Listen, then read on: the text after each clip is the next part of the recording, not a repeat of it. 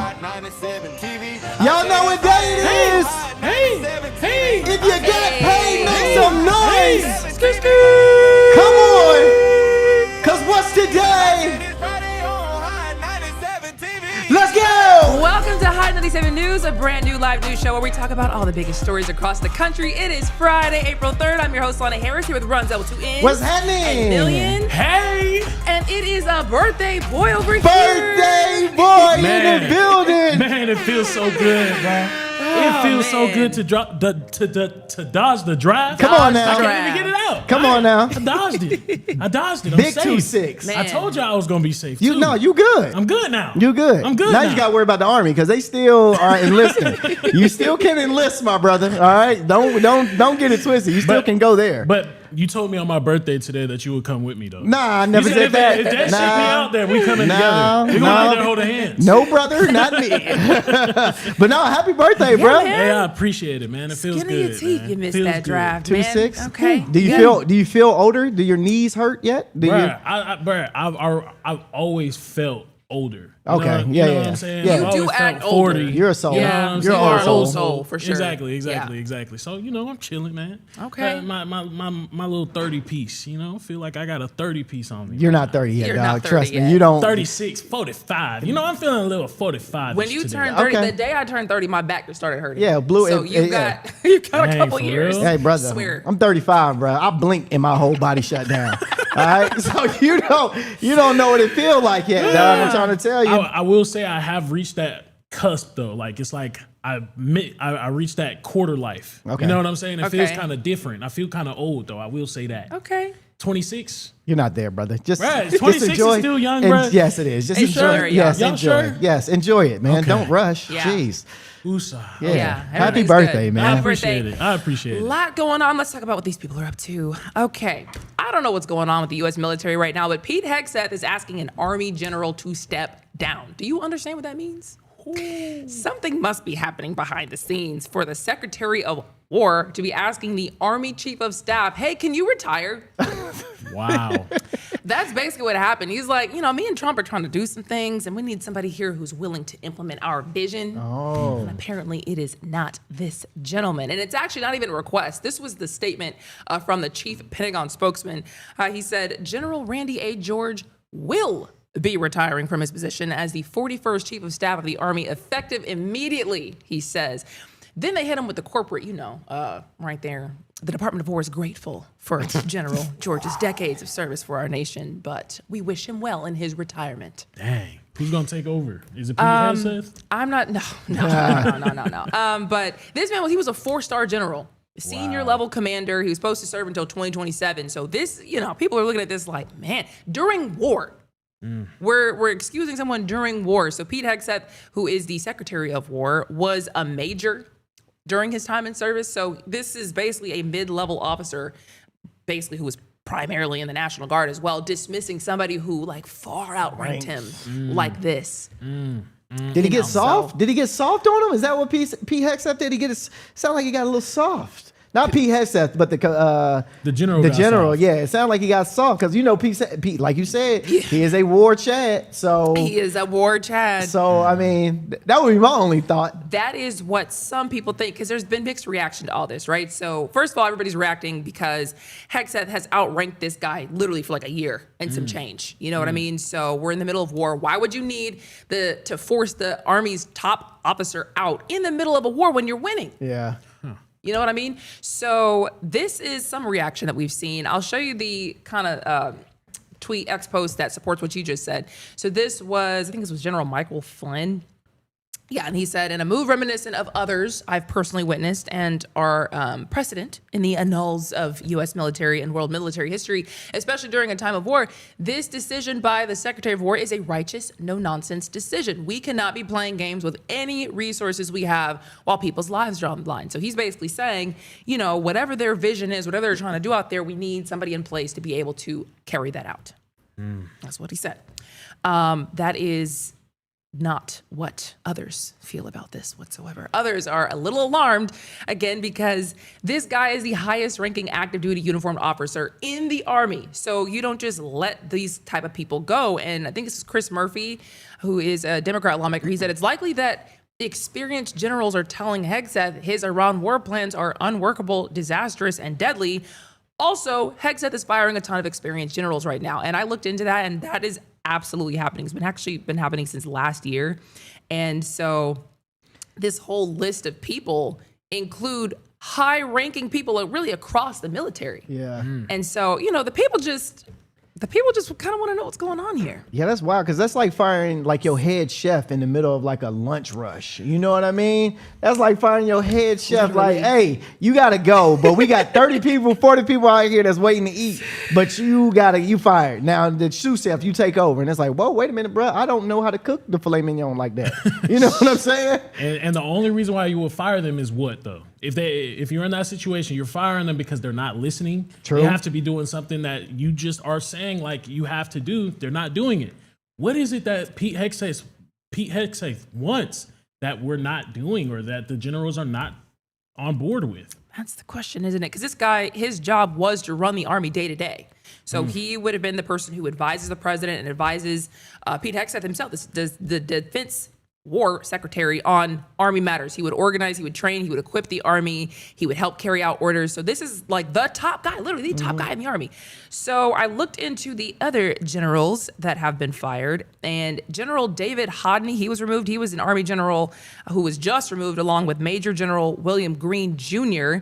Last year, you had the chairman of the Joint Chiefs of Staff also removed. That is the nation's highest ranking military officer, period. He was removed last year, along with Admiral Lisa Franchetti. She was the chief of naval operations. That's the Navy's top uniformed officer. So people are just looking at the trend here. Yeah. Apparently there's like a dozen, that's what the reports say, there's like a dozen of high ranking leadership members, senior leaders who were pushed out since Hegseth took over.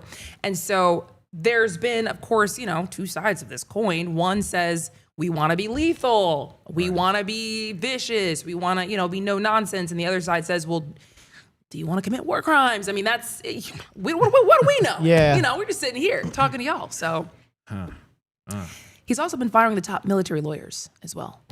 So Wow, I forgot you Yes. had mentioned that Everybody. earlier. yes, everybody got to go. For the air. Everybody's got to go. Yes, the Army JAG, that's what they're called. The Army JAG, the Navy JAG, the Air Force JAG. These are the top legal officers in the military. They have been getting the boot. Didn't you say they were getting the boot because basically they was like saying like the way that you're trying to conduct these wars are not legal? And he was kind of like, well, we're in the midst of war, so morality, we shouldn't worry about it right now. Last time we were talking about this, Pete Hegseth was saying we would like the focus to be more on lethality than morality and legality of sorts. So we just kind of need military lawyers who are going to be looking at this the way we want to look at this, and we would like to look at this lethally. Wow. That's what they said. I also noticed when I was researching that Pete Hegseth has also been stopping people from getting promoted, and they have something in common. Can you guess what it is? So 4 Army colonels were reportedly taken off a promotion list for 1-star general, and it's just a coincidence, but 2 of them were black men and 2 of them were women. Oh, man. Wow. I didn't guess that. That was not my guess. I'm sorry. I should have. I didn't go black or women. Yeah, I didn't go sexist or racist on that one. You know what I mean? I didn't go that way. So that's kind of crazy. I'm disappointed I didn't get that. DEI hires, they've been doing this whole DEI operatives. They saying everybody's hired because of DEI. So, dang, I can't believe I missed that. And DEI, that's not the reason for this. These people, they were plucked off the list, and that is not normal. Like, I looked into this. Apparently, the Army's list of people who were supposed to get promoted had about 3 dozen officers on it, and usually you would either take them all or reject them all. You don't usually, cherry pick and, take them off. The Pentagon says that it was not because of DEI. It was not because of any kind of racist, sexist kind of situation. There were other women and other black men who were approved. So these 4 were the reasons, were the specific ones who just got plucked out of there. He just didn't really have a reason for it. That sucks because you can't even pull a race card if there's other black people still there. That sucks. That part. That sucks. It's like, oh man, you fired me because I'm black. Well, there's Jamal right back there. Marcus is right over here, so it's not because you're black. So Well, they could say it's not like they're not they don't want a specific amount of black people in there. That's hey. Maybe it was too much black people in there, too many women in there. I don't know. There's too many women and black people in here. We gotta. That's a crazy statement to make. I'm just saying. Such a crazy Hey, statement. if I get fired out of the blue, man, I'm looking at ways, you got to do what you got to do. You know, that's a bold. We got a lot of our higher ups in here. That's I a know, bold I thing had to to say. think about it.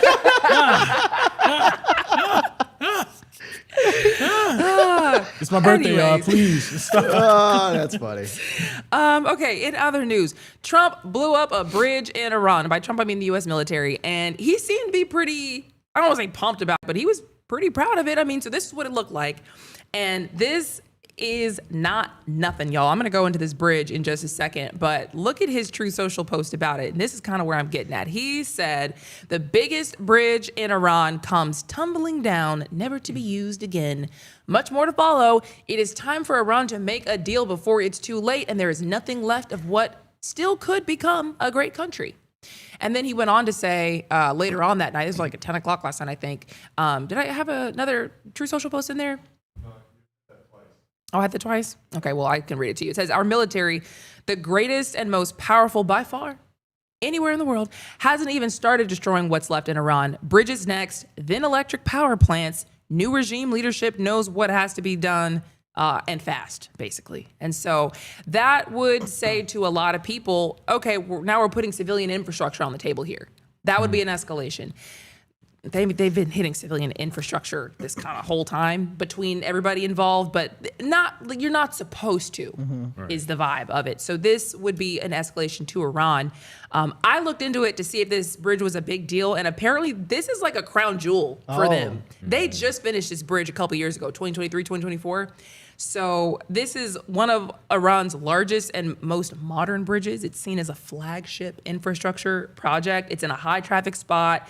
So they felt it really showcased Iran's modernization efforts. And for the people, it connects Tehran, which is their capital, to the city of Karaj, which is a major city west of it. So this is a highly visible bridge. Again, they just did it. This is great. And they blew it up.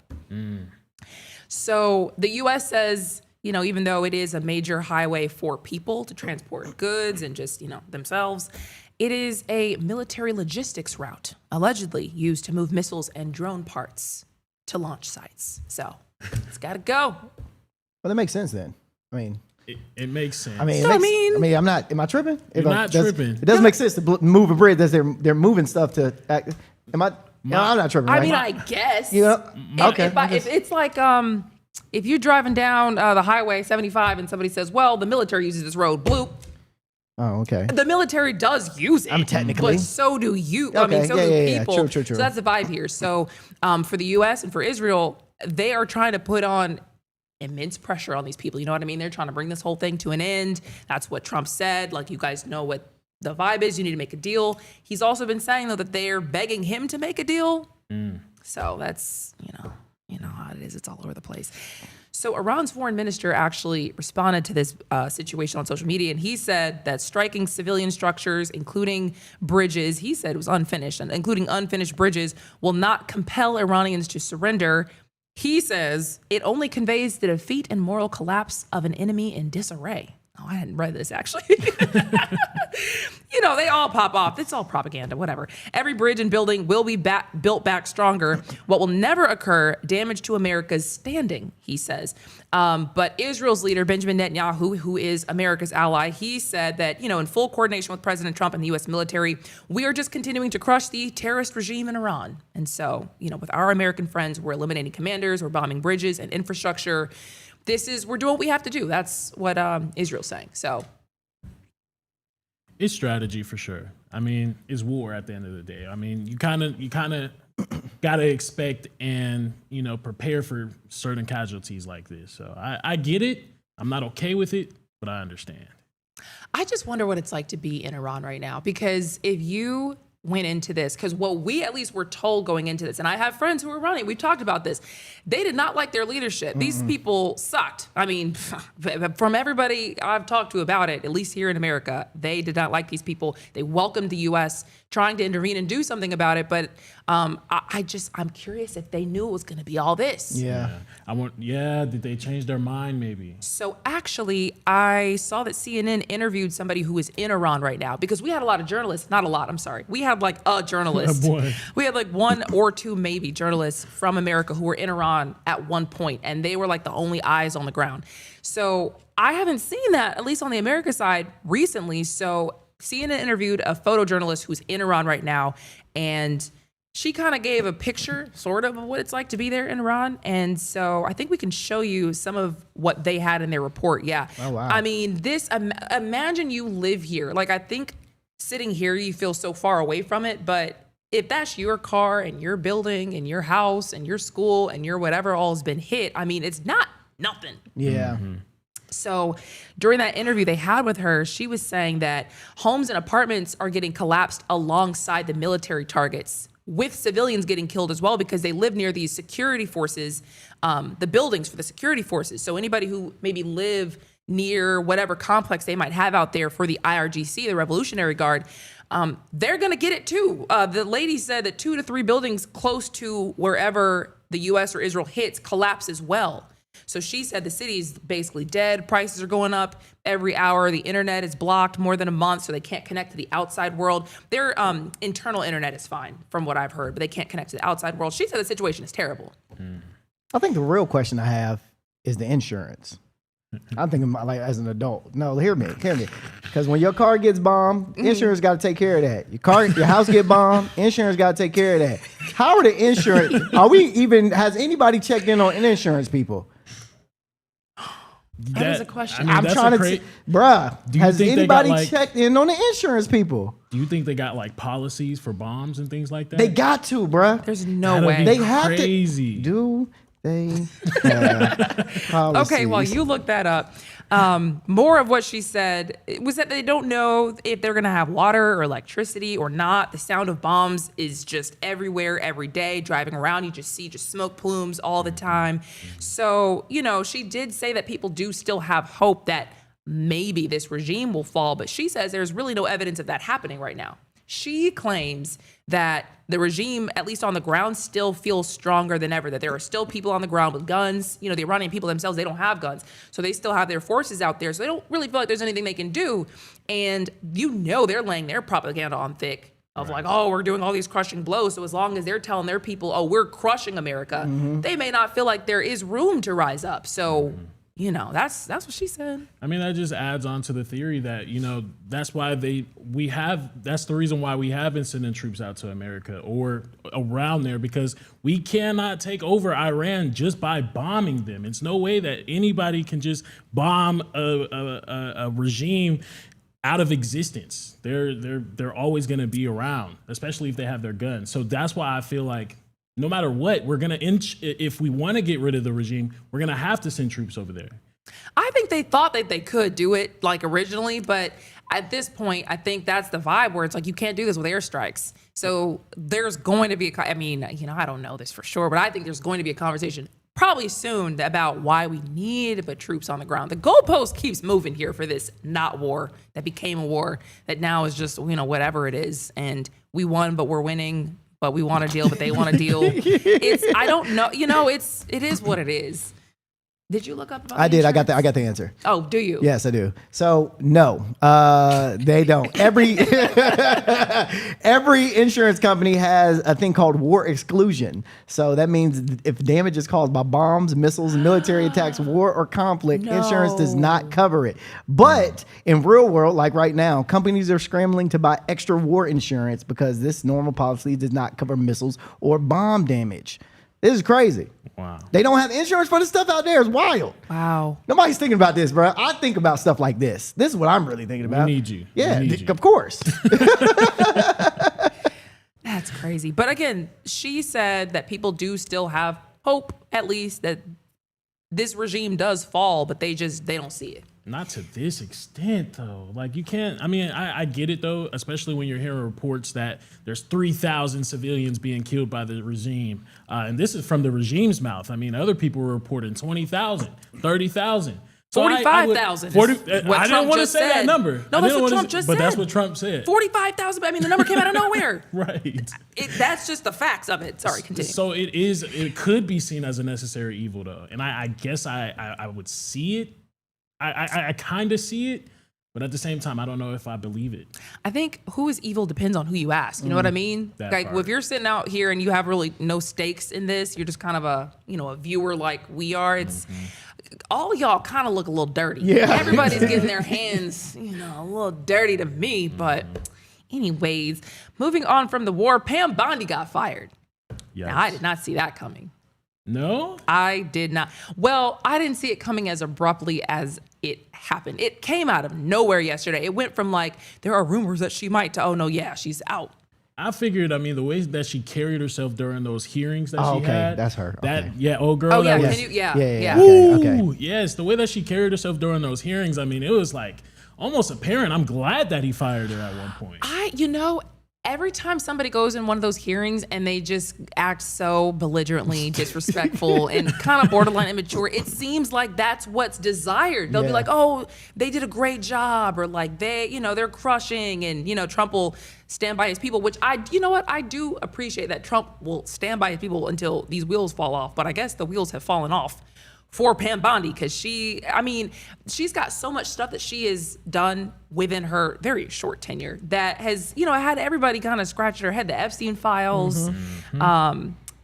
There's just her performance, like you're saying, there's a lot that just, it wasn't really looking right. And there hasn't been a single official reason given by Trump. The motive here is still murky for most people. But I think, again, you look at what she's done and it's like, well, yeah, I wonder why you were fired. When she started screaming about the Dow in the middle of a meeting about whatever, what was it about? It was the Epstein files. Yeah. They were talking about the Epstein files, and she was like, you should be looking at the Dow and how great this president is. It's just like, lady, whoa, What? chill. This is a Wendy's. Even if we agreed to that, it's just like we're still talking about this setting. It was obvious that she was there to like really just evade the question. Oh, for sure. Yeah. So, she has been subpoenaed to testify about the Epstein files. Really? And I was wondering how this was going to impact that, her not being in that position anymore. And apparently it actually makes it probably easier for these lawmakers to ask her questions and for her to give information, because she won't be in a position where she would have, classified or just sensitive intel. So she still does have to go and do that deposition at some point. I think it's scheduled for April 14th. So she's expected to testify still. Wait, so you're saying it'll be easier for her to tell information, or? Right, like she can't just say, I'm not allowed to give you sensitive information about anymore. Whatever. Right, like the protection she might have had while in office would be gone. So maybe we do actually get some real intel. I mean, I don't know. Well, what's the strategy behind that? I mean, you would think that he would at least wait till after the hearing to do that. You don't want her coming out, hating on him or anything like that. Maybe he would like transparency. No, what the vibe is, from what Trump said, was just like, hey, she was great. She was amazing. She's going to the private sector. We thank her, blah, blah, blah. Pam Bondi herself has said, oh, I love my time. I'm going to still serve Trump. So there seems to be no public bad blood here. So I don't know what these people have going on. Well, she said she still loves Trump. Oh, yes. Okay. Oh, yes. She can't just like scorch the guy. If she wants any kind of career, you can't just scorch the guy. We're not getting any answers. Okay. Here is something that I am surprised that more people are not talking about. There have been drones that keep flying into restricted military airspace, and nobody knows who's doing it. Wow. This has been happening actually for longer than you would think. Apparently, they've been swarms of drones, so multiple drones at once, not just one guy with like a drone hobby who's accidentally flew it somewhere. They've been flying over restricted, sensitive areas in a way that's been described as deliberate, coordinated, and non-random. It's happened over multiple military installations, including the Barksdale Air Force Base in Louisiana, and that is where they keep the B-2 bombers. Oh, wow. That happened reportedly for a week of activity, March 9th through March 15th. One incident actually triggered a shelter-in-place order, and That base also is part of the U.S. Nuclear Command Structure, aka it's not just like a regular base with B-2 bombers. It's tied to one of our nuclear operations. So how our nuclear weapons are managed or monitored or deployed. Like, this is not nothing. And then apparently they saw drones over where Pete Hegseth lives. Pete Hegseth and Secretary of State Marco Rubio, they live on the Fort Leslie J. McNair in Washington, D.C., and they saw drones over there too. Word? Huh. Yeah, man. They thought about removing them, relocating them, just since they don't know what's going on. But that's, hello? Is that just like allowed? Yeah, but won't y'all get y'all own drones and follow the drones back to where they're going? They got to run out of battery eventually. Y'all don't be thinking, bro. Tired of the military, bro. Y'all don't be thinking at all. Get another drone, follow the drone back to where his base is, and then there you go. You found a corporate. Put Rondell on the case. I'm trying to Right. tell you. I done figured this out in a minute. What? That don't even make no sense. So apparently these are advanced drone capabilities. They say these signals were not commercial. They were likely custom-built systems, so not something you just kind of get off the shelf. They had long-range control links, at least they had evidence of long-range control links, and resistance to jamming, so they couldn't even jam them to keep those signals away. And it says they suggest that that means they are technically sophisticated, that there was some kind of degree of planning involved, because the drones were like coordinated. They were moving into various spaces. They weren't randomly wandering around. It seemed like they were, again, a swarm of them were coming in and out in organized waves.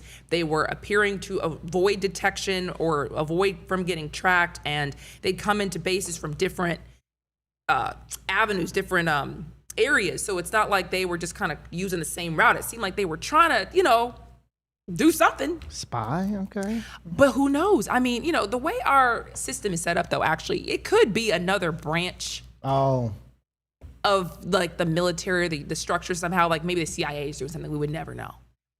But I don't know, because remember last time we were talking about those mysterious sightings over New Jersey? Oh, yeah, and yeah. nobody knew what it was, and then later on they were like, oh, that was just our department, sorry. So it could be that, could be a foreign adversary. They don't know.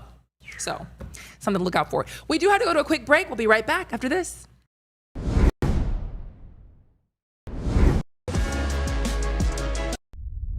A major move today. Hot 97 is expanding. Hot 97 has launched a full streaming television channel. Hot 97 is no longer just a radio station, it's now a streaming network.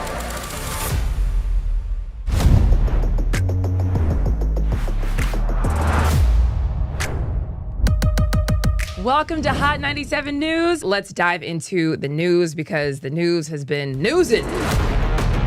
Hot 97 Mornings with Mero. We got Shiny Culture in the building. Leah Bell in the building. Good morning. And DJ Cass One. You know what it is. You know how I get down with the Funk Flex energy, baby. let's get it, Flex. Nobody don't want no smoke. Wow, it got spicy real fast. Here for it all. We're here for it all. That's Let's it. go. Mariah Carey takeover. The people made it happen. Yeah. I'm coming around to all the classrooms and we turning up. Good morning, students. My name is Wale. Aren't you supposed to be in class? Oh, man, you supposed to be in class, man.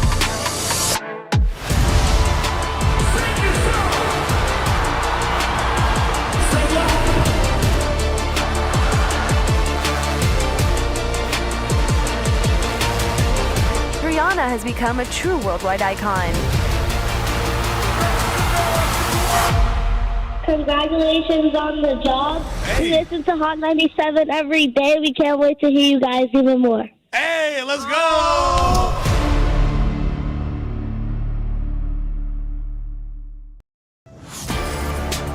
Get ready. The legend is on your screen. Funk Flex, the man who defines hip hop, is bringing the heat from the radio booth to your TV. Where my camera at? That's my camera? All right. The biggest beats, the hottest freestyles, and that classic Flex energy. Bars are back. Now in your living room. Don't just hear it, watch the movement. Funk Flex, now on Hot 97 TV, Mondays and Fridays at 7:30 p.m. The voice and attitude you love, now on your screen. I love this. Nessa brings her unfiltered energy, real talk, and celebrity interviews from the radio to your TV. It's the same Nessa you know. Bold, funny, and always keeping it real. Catch Nessa, now on TV. Damn, that was deep right now. Tuesdays at 7:30 p.m. and Fridays at 7 p.m. Only on Hot 97 TV.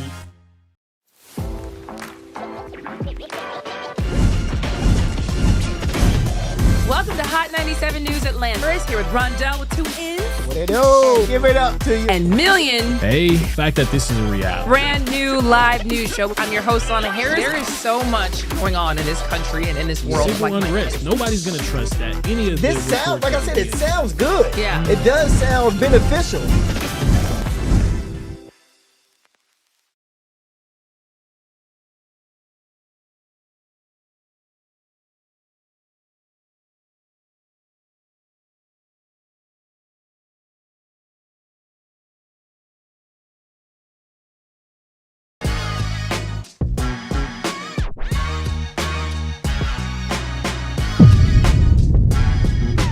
Welcome back to Hot 97 News, everybody. Okay, you guys are going to love this story.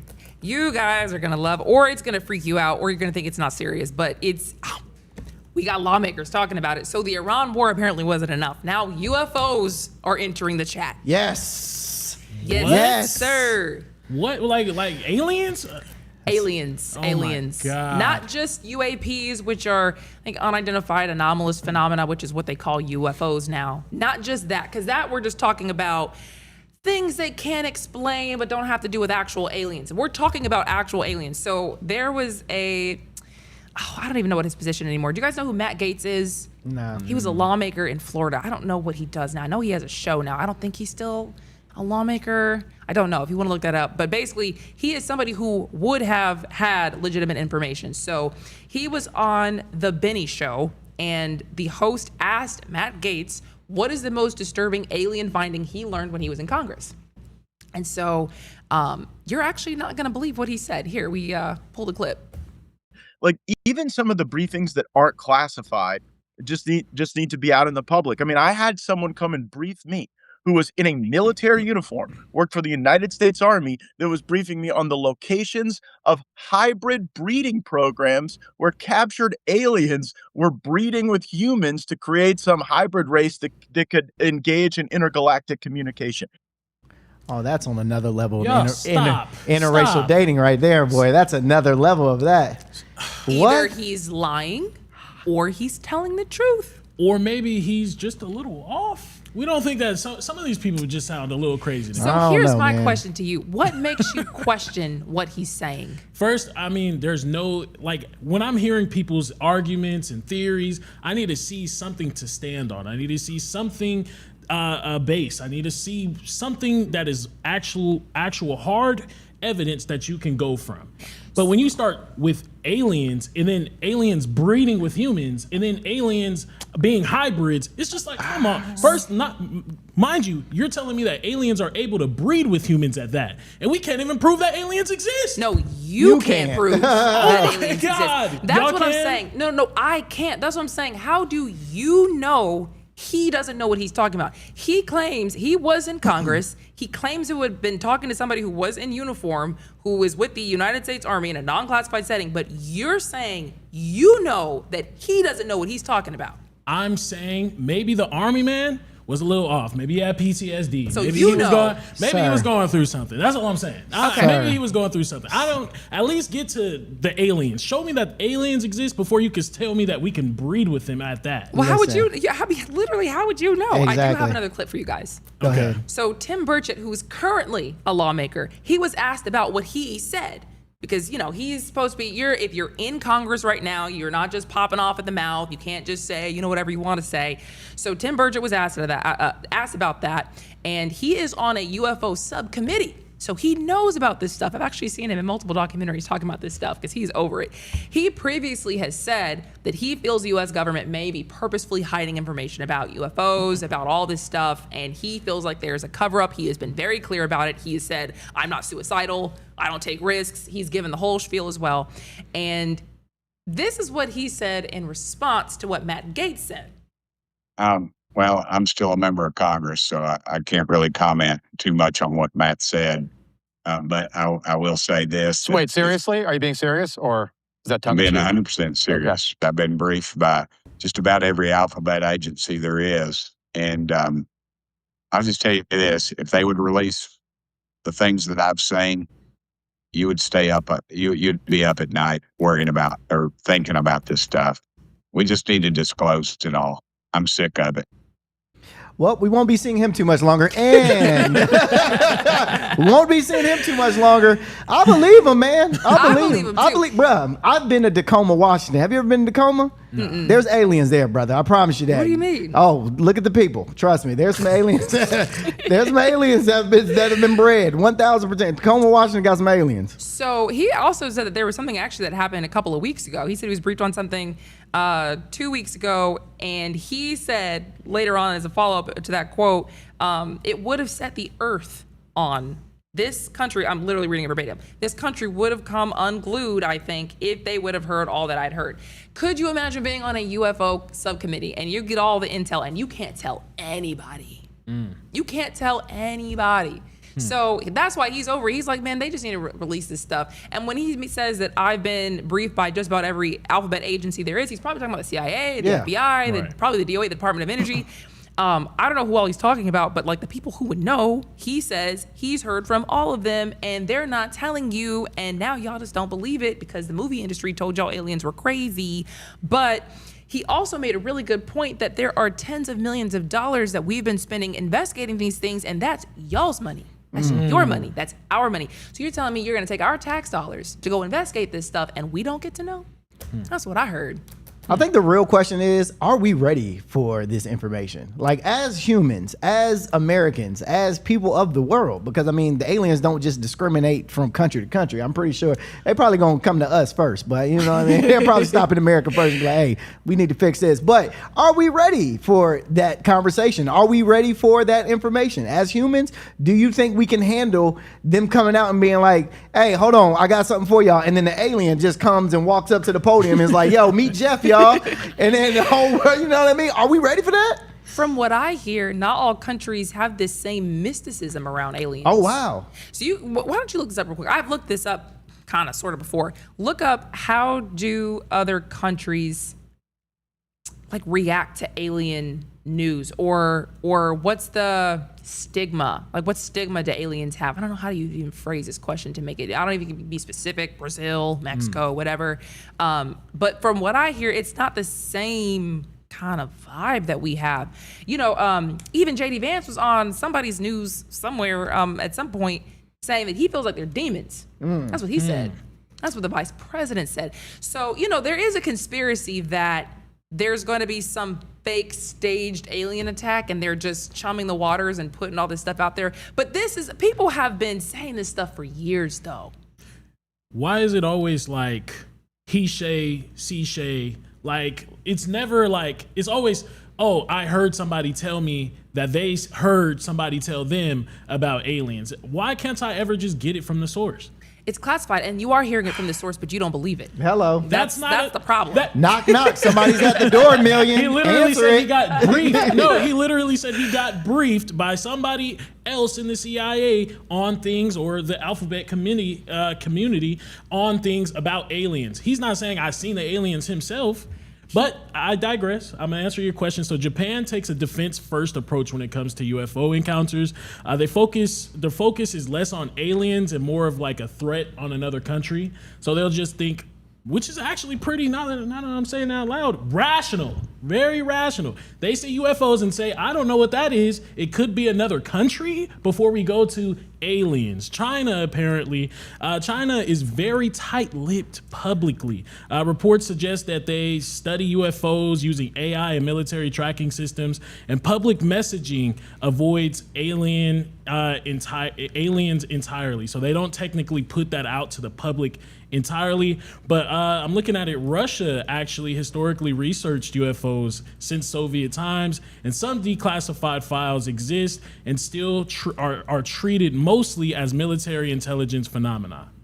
Right. Okay. So I get that. So I was saying that, not that it's not a potential threat. Like I know, and even the U.S. does consider some of this stuff as we don't know what could be China or whatever military tech they may have. I'm saying like what literally is the stigma? Like what do the people, do they feel the same way that we do where it's like, oh, that's just sci-fi. Oh, that's just fake. Like, cause we have the movie industry that we export our movies, you know, because the movie industry and the TV industry has said, oh, aliens are fake. Now you got generations of people saying, oh, aliens are fake. Now you can have government officials come out and say, please, we should declassify all this and tell people this, and you'll still have people saying, oh, I think it's fake. So I just looked it up, and it said, my question was, do all other countries have the same mysticism around aliens as the US, where it all feels fake and sci-fi?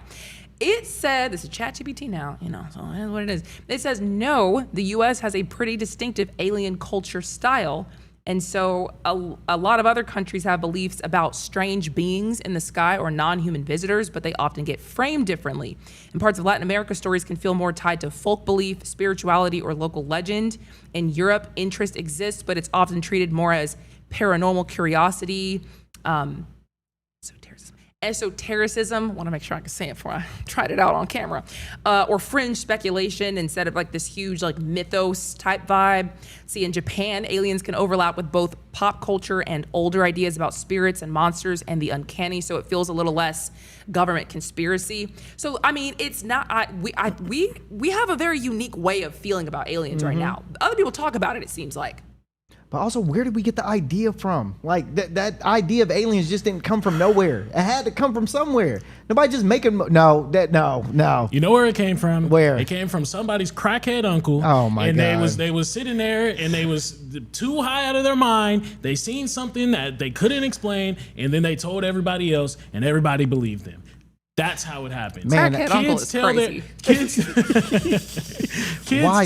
Kids see things in the dark. I mean, you were kids at one point in time. I remember laying in bed and staring into an empty closet, and my mind would formulate something in there, but it was nothing ever in there, y'all. Okay. It's just the human mind. We have a great imagination. All right. Relax, chill. This is a distraction from the Epstein files. Oh, the aliens. Why would they release the alien files before the Epstein files fully? What are we talking about here? I don't think we're ready for either. So, y'all remember President Trump did say he was going to order the Pentagon and other agencies to release files on UFOs about alien extraterrestrial life. I mean, I have seen, if you have lawmakers, again, either these people have lost their minds and they're crazy, or they're telling the truth. But either one is very disturbing. You're either saying these lawmakers that you don't believe have lost it and are basically like crackhead uncles and they're leading people. Yeah. Or they're telling the truth. You believe that over they're telling the truth? Yes, a And lot you of don't know. people, That's crazy. people That's in wild. office, Isn't that crazy? people in office are very convincing. Crackheads are very convincing. Never been convinced by a crackhead in my life. Never. That's on you, brother. Oh my man. God. All right, well, I guess we'll see. And again, I just ask any alien out there to visit Million first. Please. He needs evidence. Y'all Please wouldn't give it to believe him. me. Y'all wouldn't believe me if I told y'all. We would. Y'all would believe me? Yes. You wouldn't believe us if we told you. I sure wouldn't. Be Exactly. Like, dang, bro. Exactly. I Did you done get a lost picture? Dale and Lana, bro. They're about to be on the street in a couple more days. He gonna wake up eventually, y'all. Yeah. He gonna wake up Take some time. eventually. Take some time. You gotta watch. He a couple just had a birthday. documentaries. His birthday is just I today. know. He's just now. I You think know as what I soon mean? as you hit 30, you like, oh, they've been lying about what? Everything. Everything. Okay, another question for you guys. Are you ready for your kids to be taught by AI? I don't think I am. I'm definitely not. Yeah, I don't think I Not am. So happening. a new education model from Alpha Schools is expanding across the country, and it's flipping the entire idea of school on its head. We're talking about no traditional teachers, no textbooks, no homework, just AI running the classroom. Sounds crazy. It does. Sounds wild. So students come in, sit down at a computer, and complete all of their core subjects: math, reading, science, everything, in about 2 hours using artificial intelligence. After that, the rest of the day is workshops, life skills, and project-based learning. And the adults in the room, they're not teaching. Nobody's teaching. They're what the school calls guides. Basically, they're there to motivate, support, and keep students on track while the AI handles the actual instructions. All right. Now the school says this works. They claim students. Now the school says this does work. They claim students are learning faster than traditional classrooms, scoring in the top 1% to 2% nationally. Wow. And this is the wild part. 94% of them say they actually love school. All right. But here's where things get real. Experts are saying because while AI can help in education, using it as the main teacher is largely untested. All right, because there's not too many people that are using this model yet. There are questions about whether kids will actually retain information long term without that human interaction. And then there's the privacy side. The system tracks things like eye movement, typing behavior, even how long it takes a student to answer a question. Crazy. So now the question becomes, are your kids learning faster, or are they just being watched closer than before?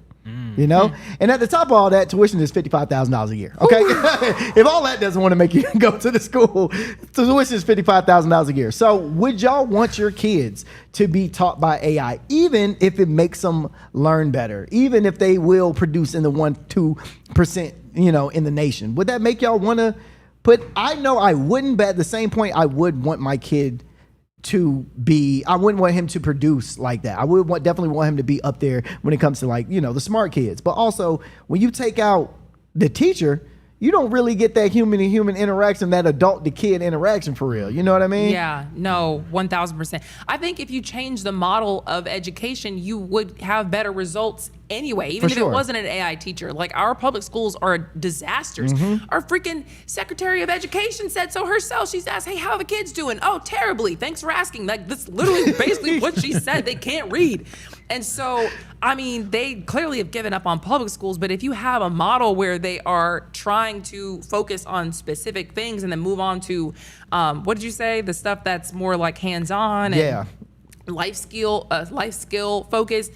Why any kid would thrive in that? Yeah, for sure. I would think. Yeah. I just don't. I think it's too soon. I feel like we could get there eventually, but I feel like it's too soon because AI makes mistakes all the time. For sure. We just reported on it the other day. A U.S. attorney in Atlanta actually tried to use AI to cite certain cases. It made up cases completely, just out of thin air, just out of nowhere. So it's like, I don't know if it's like we're there yet. Let's go ahead and focus on AI and get it to the point to where it's perfect or it's near perfect to where we can actually put it in front of our children. I'm okay with it teaching our children, honestly. I think that if they focus more so on teaching kids how to use AI and like how to make it work for them and what to look out for to make sure it's correct, that'd be a better use of just saying, oh yeah, it's all fine, just teach it, whatever, go for it. Because like we were talking about, if I do research, I know what I'm looking for, I know how to research, I know the follow-up question that I need to ask it. If I'm just taking it, I asked this question and it gives me this answer, and I just take it as like knowledge, and that's what our kids are doing, they're super screwed. Yeah. 1000%, bro.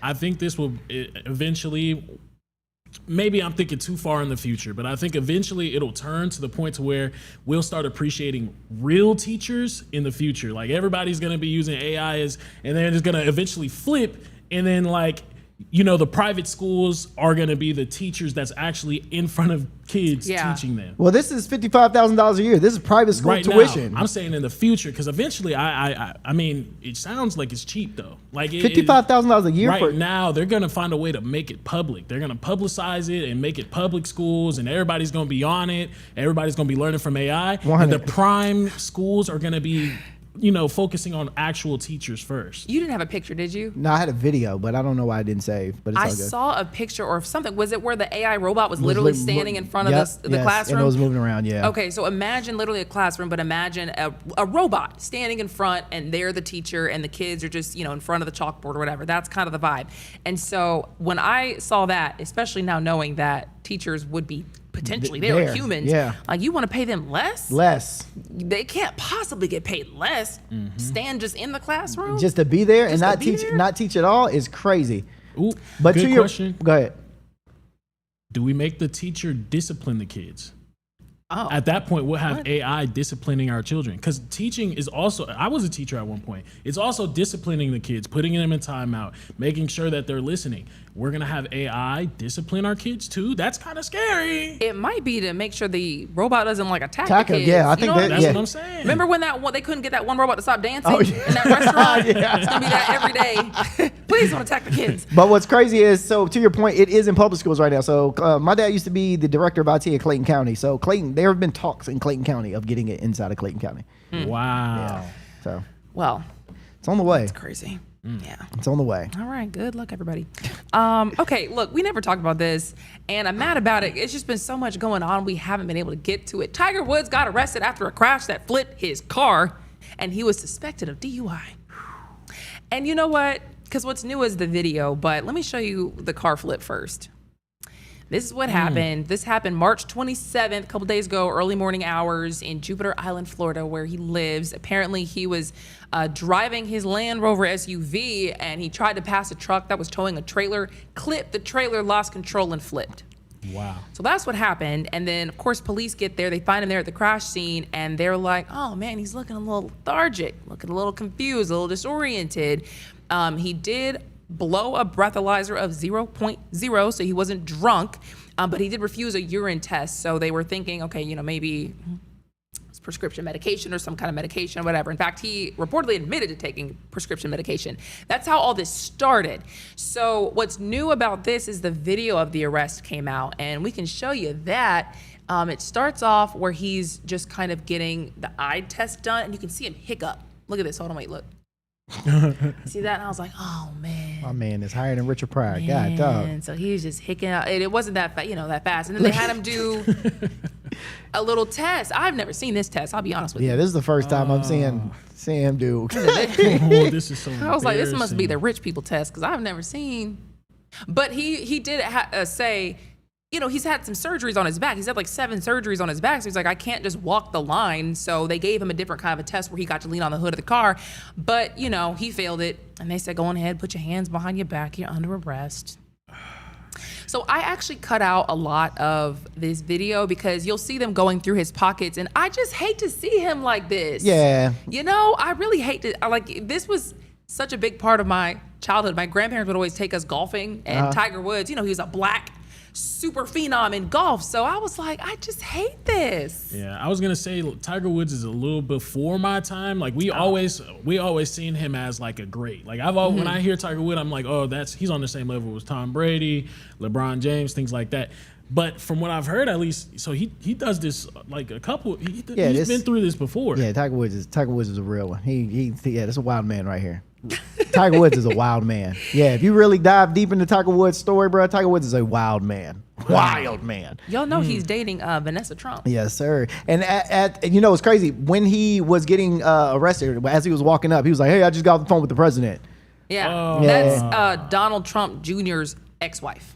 Wow. Former model, socialite, has 5 kids with Trump Jr. So, Tiger's basically trying to be part of the family. Yeah, which is crazy because he's black. That's so wild.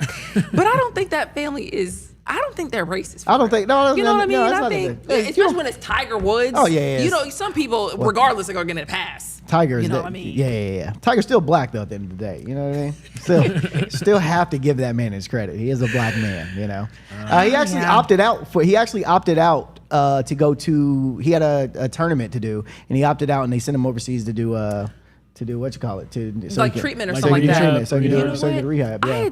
I thought that they had said that he told them that he still low-key wanted to play in whatever tournament that was. But then later on, he was like, all right, let me just go on, get him out of the country. Yeah, he need to leave for a minute, bro. There was pictures of him literally in the back of the car, just eyes rolled back, just like knocked out, bro. Wow. It's like, Tiger, bro, get it together, dog. And I didn't want to show y'all that either. You can go look, but I just broke my heart. I don't want to see him go down like that. He's not going down. Now, what he did before this, like years ago, he went down. Yeah. Okay? That's true. Just you know what I'm saying? Yeah. It's a nice Friday afternoon for Tiger Woods. You know what I mean? Okay, you got 2 stories left, and I don't know which one you think that people should feel. It's Friday. Oh, for sure. You know which one we want to talk about. The last one. Really? For sure. I thought you would have went, okay. Oh, no, for sure. So you guys, you're just not going to believe what this one guy did when he allegedly broke into a woman's house. Yes, we have a freaky frog alert, okay?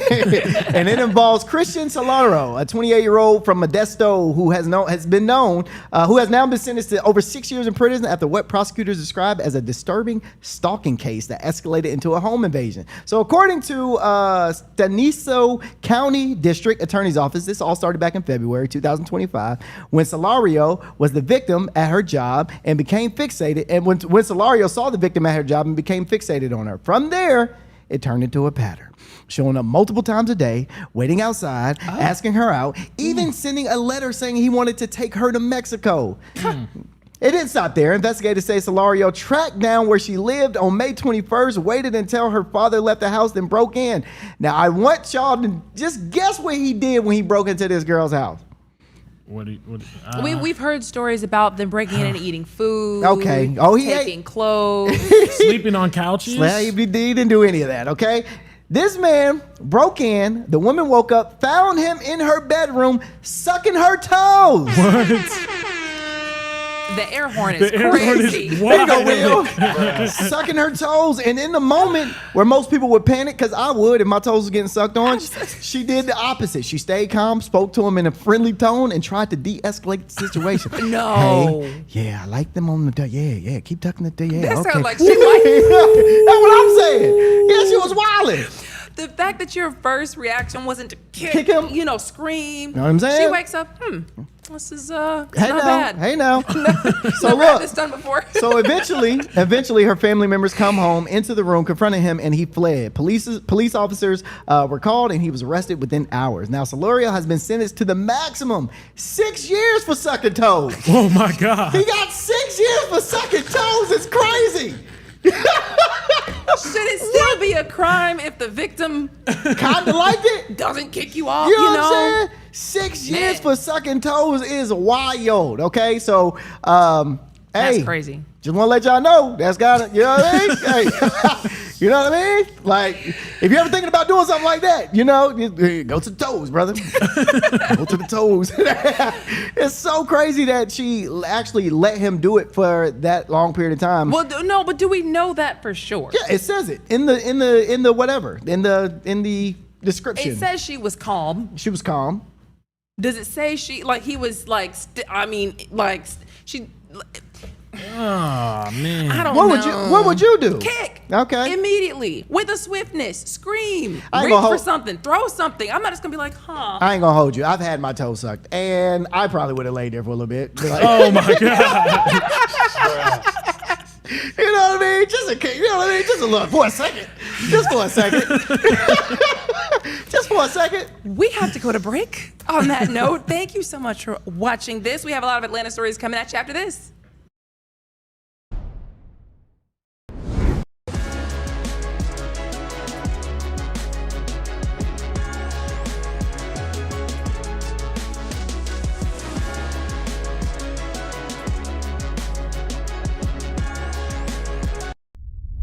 A major move today. Hot 97 is expanding. Hot 97 has launched a full streaming television channel. Hot 97 is no longer just a radio station, it's now a streaming network.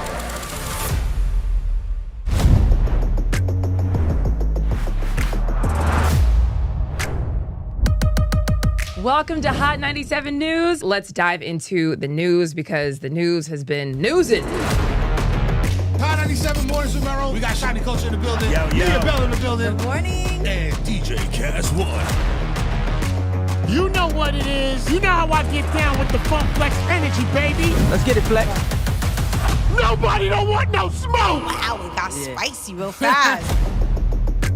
Here for it all. We're here for it all. That's Let's it. go. Mariah Carey takeover.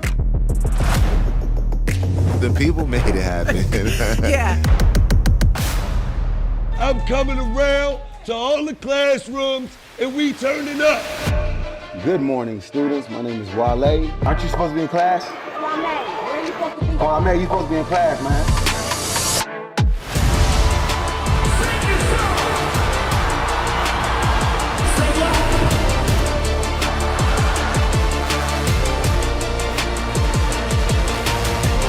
Rihanna has become a true worldwide icon.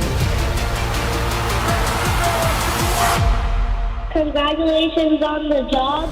We listen to Hot 97 every day. We can't wait to hear you guys even more. Hey, let's go!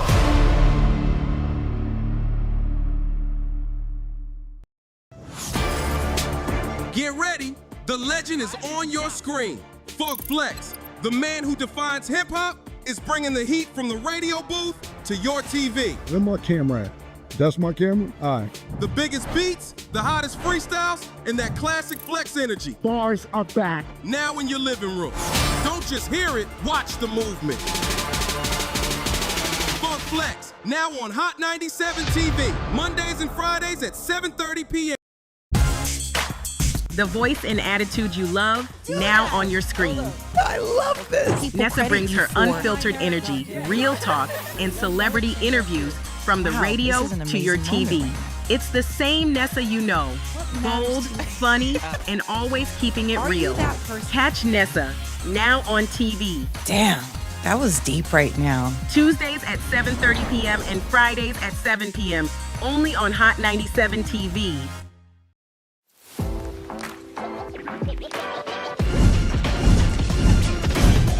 Welcome to Hot 97 News Atlanta. Chris here with Rondell with 2 N's. What it do? Give it up to you. And Million. Hey, the fact that this is a reality. Brand new live news show. I'm your host, Lana Harris. There is so much going on in this country and in this world. Civil unrest. Nobody's going to trust that. Any of this sounds, like I said, it sounds good. Yeah. It does sound beneficial.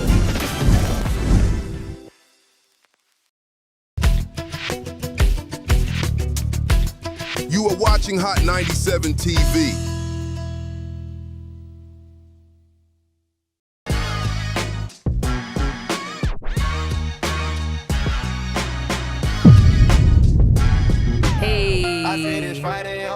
Y'all know what time it is. Yeah. Y'all know what day it is. Yeah. If you got paid, you don't owe no money today. It's the 3rd, baby. Yeah. Let's go. Welcome to Hot 97 News Atlanta. This is a brand new live news show where we talk about all the biggest stories in the city. It is Friday, baby, April 3rd. I am your host, Lana Harris, here with Rondell with 2 N's. What's happening? And Million. Hey. And it's Million's birthday. Happy birthday. Happy birthday to ya. Okay. Happy birthday to ya. Happy birthday. Appreciate it. Let's go, Shout out bro. to Dale for the shirt, too, Yeah. by the way. Yeah. Shout out to Dale for the shirt, too, by the way. How'd you know that I like this was my favorite color? I mean, I've seen you wear those similar colors. So, Okay. Yeah, I didn't know. Okay. I Shout really out to didn't you. know your style, Fresh though. That's fit. the crazy thing. Shout out to you, Nice. bro. Yeah, I just Shout out to you, brother. went there and grabbed you something, dog. You know what I mean? Appreciate You know, it. I got a cookie cake. Shout out to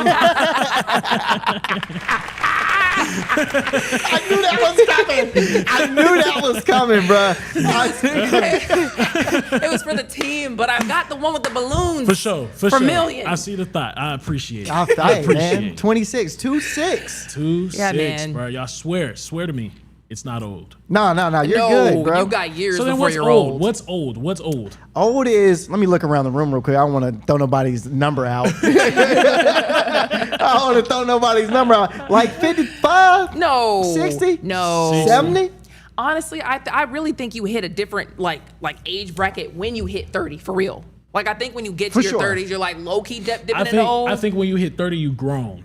You're yes, grown. Yes. You grown. Yes. I heard a girl say this today on TikTok. She said 18 to 21, from 0 to 18, I wasn't even considered an adult. From 18 to 21, they didn't even consider me old enough to drink. Right. From 21 to 25, I wasn't even considered responsible enough to rent a car. So from 25 to 30, that's when, at 30 years old, I'm only 5 years old, essentially. I'm 5 years old. No, 30 I'm at 0, and 35, I'm 5 years old. You got to carry the one. Yeah. So she's saying that as she's 35 years old, she's like a child. Wow. She's a kid. She's just now learning life. I feel like a baby still. Me too. At 30, like I'm 30 something, so it's for just sure. I don't feel like I would deserve to be here. We all deserve to be here, It's, Lana. no, like I deserve to be like 10 years younger. is Oh, what okay, I'm okay, saying. okay, Like, okay, okay, I'm okay. not, I deserve to be here Yeah, now. yeah. I thought I was gonna say, come on now. Should we go get a therapist for you? Come on now. Nope, I am not suicidal. I know how to swim. If anything ever happens to me, That's come funny. ask some questions. That's funny. Okay, diving into the news. Boy, the news that I think everybody was talking about, especially yesterday, the DOJ said that Atlanta's own Gucci Mane was, kidnapped by Pooh Shiesty? Pooh Shiesty, Big Brr. Yeah. Gotta shout out to Big Brr. So there's 9 people accused in this whole entire setup. So the people that's involved, the main people involved in this setup is Pooh Shiesty, which is his real name is Latrell Williams Jr., Big 30, Rodney White, that's his real name, Gucci Mane, we got Redrick, Pooh Shiesty's father, Pooh Shiesty's dad was also included in this, Lontrell Williams Sr., and a couple other suspects, about like 8 other people on top of that. So prosecutors say Gucci Mane and others flew to Dallas thinking they were going to handle a real contract issue involving Pooh Shiesty. As you know, Pooh Shiesty is signed to Gucci Mane's label, 1017 Records, right? So this wasn't random. This was supposed to be an actual business deal talking about contracts, things like that. Investigators say Pooh Shiesty's father helped set up the whole entire meeting. Wow. They even say he went to Staples earlier that day where they believe the paperwork was used later to be the paperwork that they printed from Staples was used in the incident. So all 9 suspects allegedly enter the studio on Dallas Parkway, and this is important.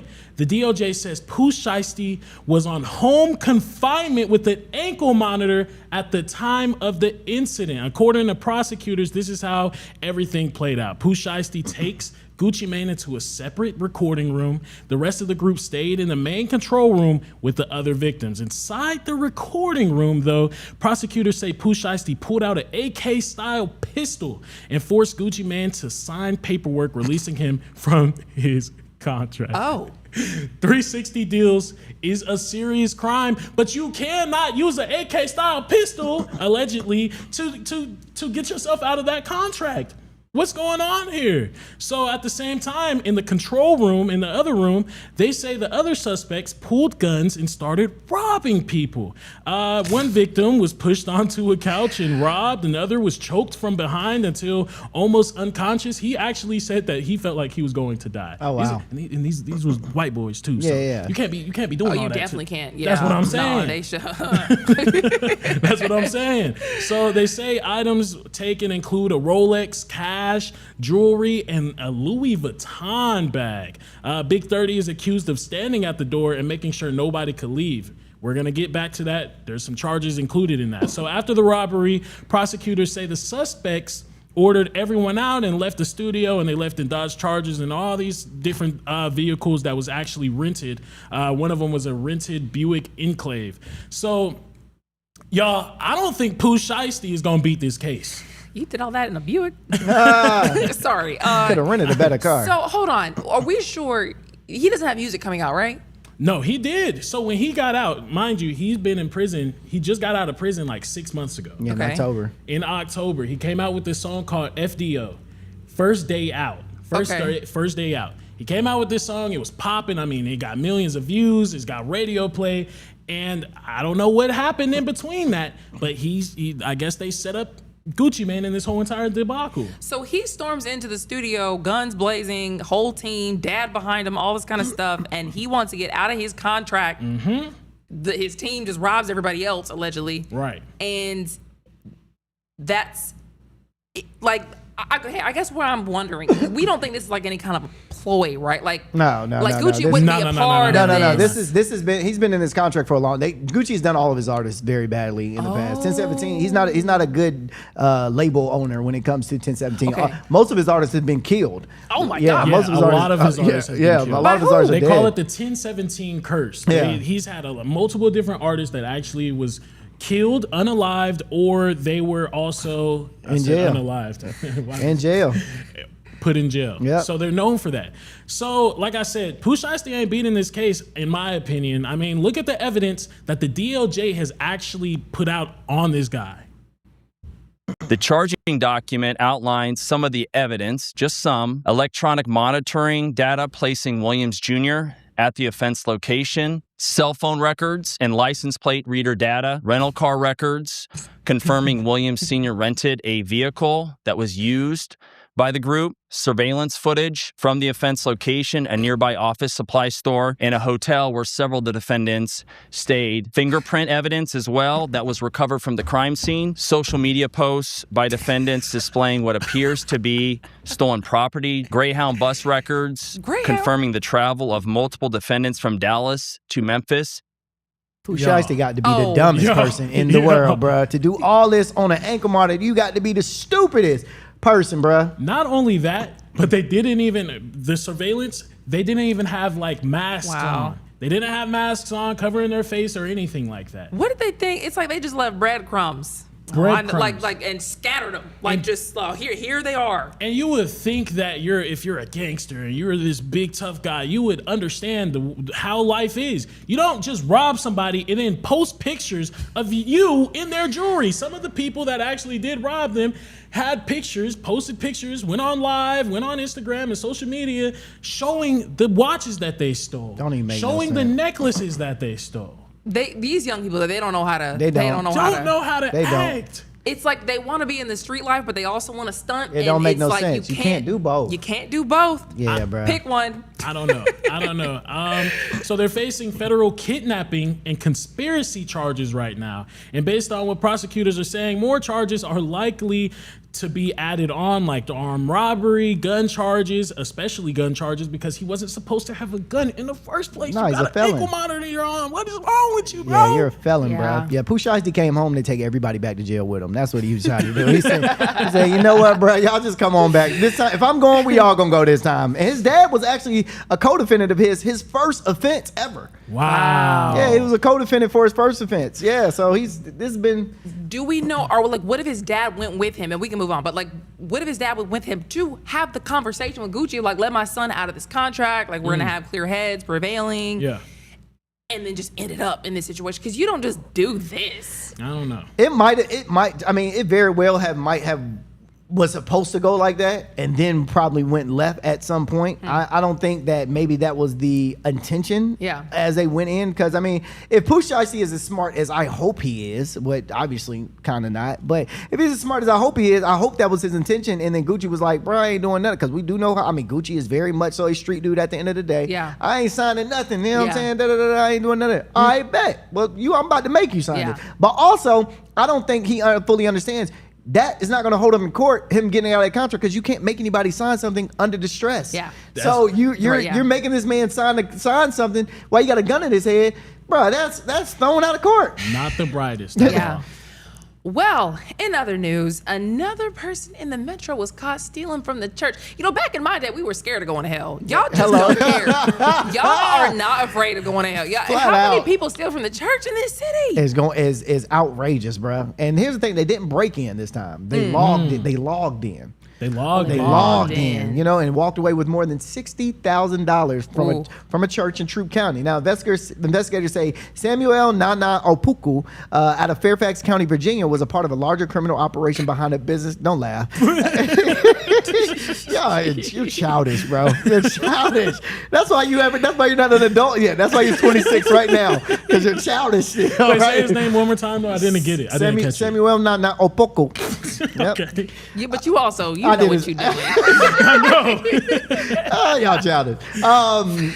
He was the criminal mind operation behind a business email compromise scheme. Basically, a high-level scam where criminals impersonate trusted people to trick victims into sending money. All right, and this wasn't sloppy. Authorities say the suspects posed as legitimate financial advisors connected to a real institution, using spoof email accounts that look nearly identical to the real thing. Shout out to Dan, man, because you made us go through a whole course about this. Amen. Shout out to Dan. Church representatives, believing they were handling a routine financial transaction, ended up wiring tens of thousands of dollars straight into the account controlled by the suspect. Now, here's where it gets more strategic. Once the money hit the account, investigators say it quickly moved through multiple bank accounts created using stolen identities.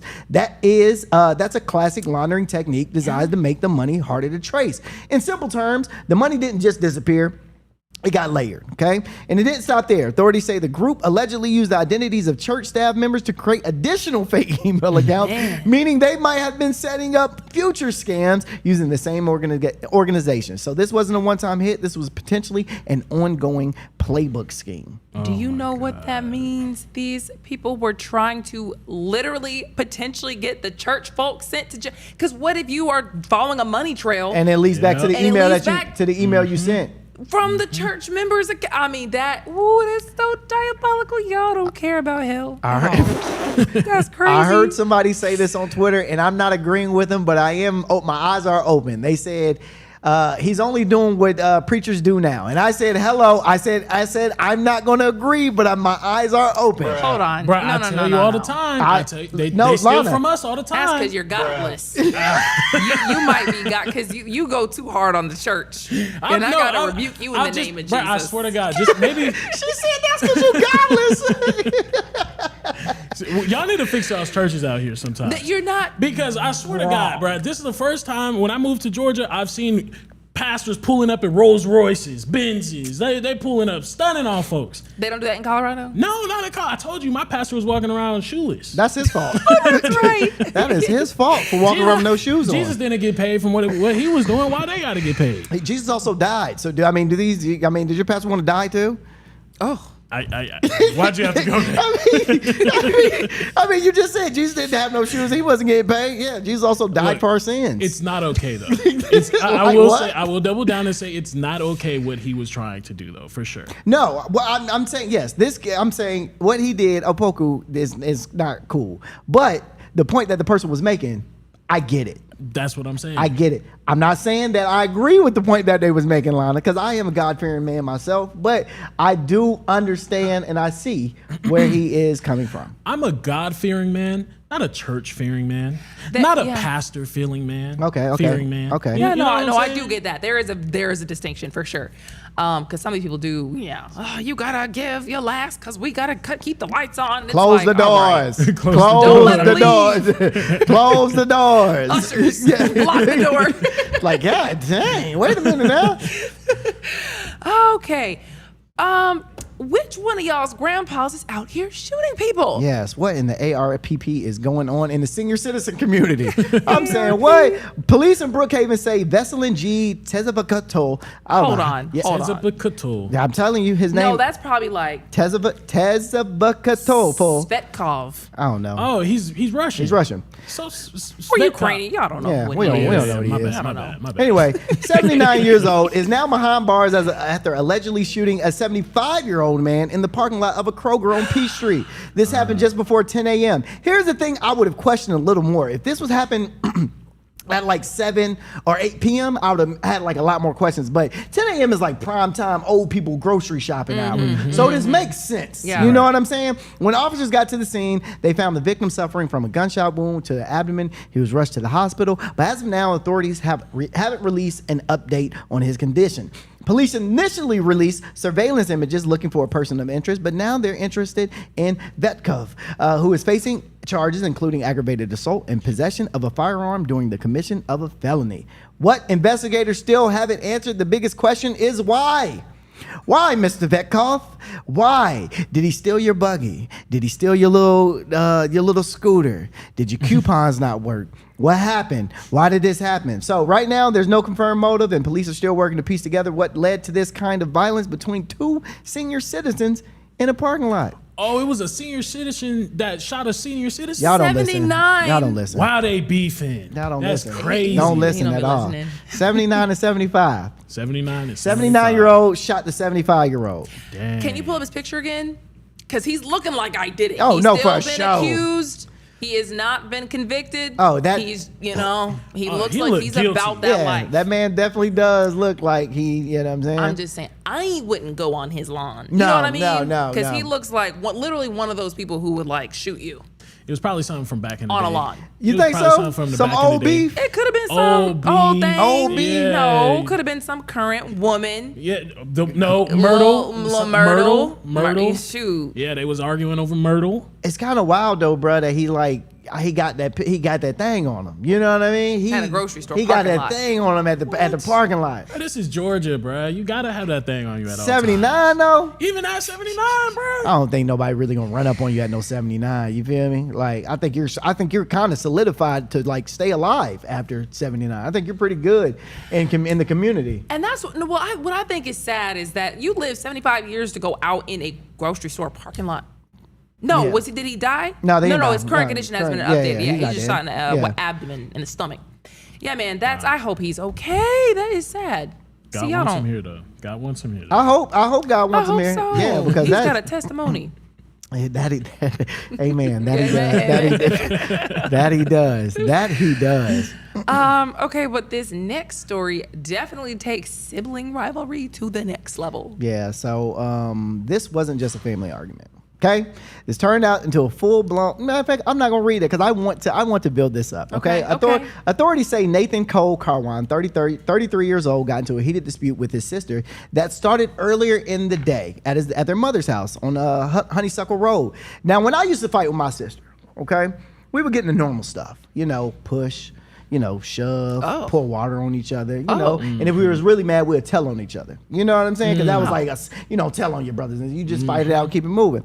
Investigators say Nathan left the home and then went back to his house, but his sister followed him there. All right, trying to continue the conversation. She wanted to de-escalate it. That's when deputies say things took a dangerous turn. According to the sheriff's office, Carwin came outside holding a what? Axe.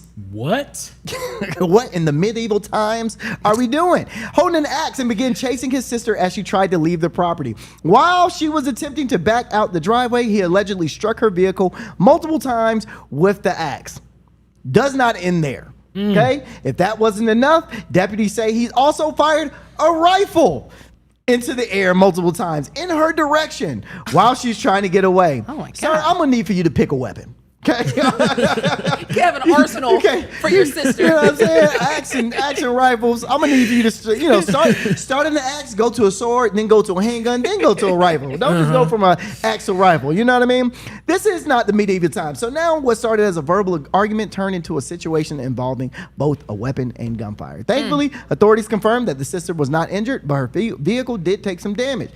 Nathan was later taken into custody, is now facing multiple charges, including of the aggravated assault under the Georgia Family Violence Act, first-degree criminal damage to property, and reckless conduct. He's currently being held without bond, as he should. Did they say what they were arguing about? No, they didn't. They never got the motive of the argument. Ain't no argument that. Here's the thing: Huckleberry Road.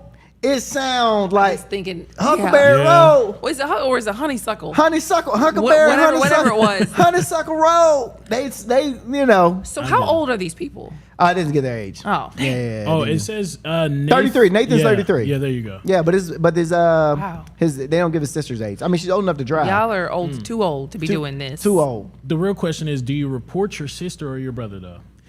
I can't say that I would, bro. After you swung an axe at me? I can't say that I would, bro. And you messed up my whip? Bro, they're gonna pay for it for sure. Yeah, but I can't genuinely put my kid, my sibling into jail. I just can't do it. Maybe it's because I'm the older child. The older child. I just can't do it. I don't think I would, but I would have to get my get back. So let me see your car. Real talk. Your tires getting slashed. You know what I'm saying? I'm keying your car. Something is going to have to happen. That's how me and my sisters are. Like we ain't gonna necessarily want you to get in trouble, but we are gonna get our get back. Oh, for sure. Okay. For facts. Well, this next one is big proof that you have to watch yourself on these dating apps. It's not safe out here on these dating apps. Nah. I used to be on the dating apps. I think we all were. We all had a little dabble, dip a toe. Do people still do that these days? What? I know people that got married off of dating apps. Yeah, I do know too, somebody. Actually. She got 2 kids too. Dang. Oh. Will did. Nice. Oh, you mentioned. I forgot Will that's did. Lit. Yeah, Will that's Will. That's lit. And it's going strong. Going amen. strong. Amen. Yeah, Air horn Willie. Air horn Willie. So this is not as romantic as everybody else's encounters on these dating apps. So it started as 2 people meeting up on the dating app, turned into armed robbery and home invasions. Oh, yeah. Authorities say Keon Cass Hippolyte, just 17 years old, is at the center of the case in Miami-Dade County that unfolded 2 nights, March 5th and 6th. According to investigators, this wasn't just random. Okay, And in the first incident in Cutler Bay, deputies say the victim matched Erica Lanera Curry, 26, on the dating app. She comes over to the apartment. It's a normal meetup, but once inside, police say she unlocks the door and lets 2 masked men in. Hippolyte and Decory Cortez Banks, 18. One allegedly had a handgun, the other a rifle. The victims forced them to the ground, hit and robbed them for about $200, bruh. What? Dang. And then they left. Then the very next night in Homestead, investigators say the same group pulls up again. This time they approach another victim's house, hit him, rob him, then force their way into a nearby home, searching people's pockets inside. The only thing that stopped them from going further, people inside started screaming and the suspects ran. Police tracked them down, and a few days later in a gray Hyundai Elantra, and now all three are facing serious charges. But the biggest twist here is Hippolyte is being charged as an adult because he's 17. So he's being charged as an adult. And authorities are pointing out something bigger. This follows a pattern they've been warning about. Dating apps being used not for relationships, but as a setup to get access to victims in private locations, which I didn't know I didn't know this was going on. So you said the suspect is 17 and he's from Atlanta. The victim is 26? 26. You let a... Ugh. At 26, you find a 17-year-old on a dating app? Nobody. No. They were probably acting as something else, though, right? Yeah. Well, no. I mean, they met on a dating app. And she's 26 and he's 17. Yeah, they definitely probably. He definitely. You think he put his age? No, because you can't. You got to be 18. Yeah. You got to be 18 and older. And then you find out it's a 17-year-old that you try to let in your house. What a disaster! Lana, you're worried about them 17. They got a gun. You're right. You're They're right. up with guns. She worried about the wrong thing. No, I'm walking myself through what this woman went through. Y'all are not empathetic. I feel you. Y'all don't get it. But you're worried about the wrong stuff. So you're saying they meet on a dating app. Met She on a invites dating him app. over. Mm-hmm. She opens the door and it's two masked men standing right there. Well, it's probably him first, and then the other two men. Well, they're both masked. Yeah. Oh no. Oh, so he's there with the masked men. I'm pretty sure in. all go in and grab what they need to grab. Boy, life comes at you fast. 200. Very quick. That's crazy. $200 for that though is not enough. For 200, I'd be so mad. That's so mad, bruh. So mad for $200. I would have just given you $200 easily. You could have knocked on the door and be like, "Hey, can I borrow $200? I really am not who I say I was, but I really do need this bread." And then you end up leaving. Don't make no sense at all. That's what I'm saying. You gotta be wary of these dating apps. I've had some terrible dating apps. Oh, have you? What's happened to you, friend? I mean, I've had dating app stories to where like I go meet up with a girl, pay for the dinner, and it's all she wanted. It's all she wanted. Ooh. But you had a nice time. It sounds like you went on a lovely date. Terrible dating story. How is that okay, so you go and take a woman out and you pay for the dinner and that's it, and now it's a terrible dating story. It sounds like you went on a date. What was supposed to happen, Oh my Dale? God. What was supposed to happen? What would have made that a expecting nice? at the end of the date? That's a good question, Millie. When you go out on dates, do you expect something at the end of the dates? Sounds like you had a good time. What? I was just asking. No, it's a good question. Just teach me. You know what I'm saying? I'm the on youth and is up. here. I got you. I don't have to say too much. I don't have to say too much. I wish we had more time. But you would genuinely consider, like back when you were in the streets, you would consider going on a date and paying for the meal and just having that be that's a bad. I've done that before, and I don't mind it. Yeah. I was just joking. Yeah. Like the dates that I've had that are terrible, I can't say on here though. Okay. Yeah. Okay. We gotta go to break. Yeah. We gotta go to break. We will be right back.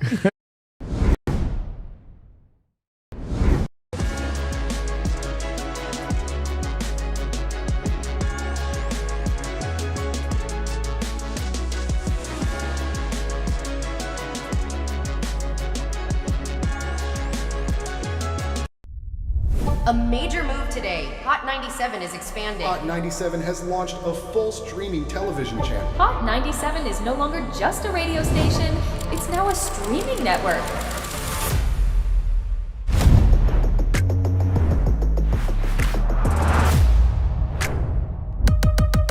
Welcome to Hot 97 News. Let's dive into the news because the news has been newsing.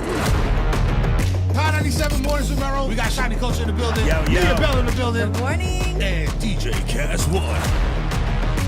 You know what it is. You know how I get down with the Funk Flex energy, baby. Let's get it, Flex. Nobody don't want no smoke. Wow, it got spicy real fast. Here for it all. We're here for it all. Let's go. Mariah Carey takeover. The people made it happen. Yeah. I'm coming around to all the classrooms and we turning up. Good morning, students. My name is Wale. Aren't you supposed to be in class? Oh, man, you supposed to be in class, man.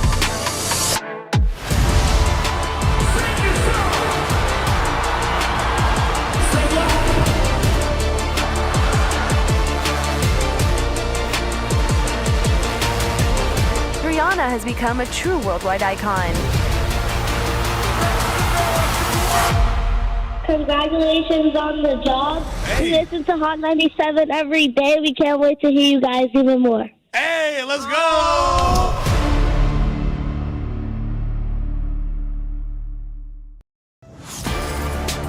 Get ready, the legend is on your screen. Funk Flex, the man who defines hip-hop, is bringing the heat from the radio booth to your TV. Where's my camera at? That's my camera? All right. The biggest beats, the hottest freestyles, and that classic Flex energy. Bars are back. Now in your living room. Don't just hear it, watch the movement. Funk Flex, now on Hot 97 TV, Mondays and Fridays at 7:30 p.m. The voice and attitude you love, now on your screen. I love this. Nessa brings her unfiltered energy, real talk, and celebrity interviews from the radio to your TV. It's the same Nessa you know. Bold, funny, and always keeping it real. Catch Nessa, now on TV. Damn, that was deep right now. Tuesdays at 7:30 p.m. and Fridays at 7 p.m. only on Hot 97 TV.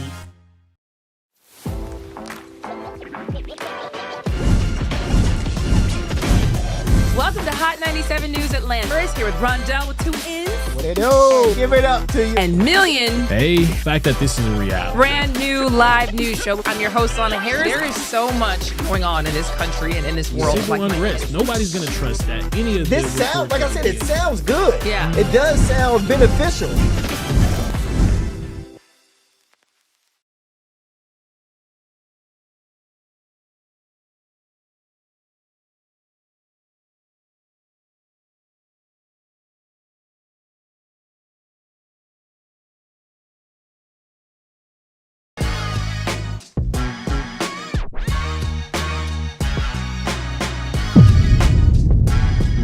Welcome back to Hot 97 News Atlanta, everybody. We have told you guys multiple times at this point, if you are a criminal, you can only do what? One crime at a time. Come on now. Don't Can't be out start here. another one.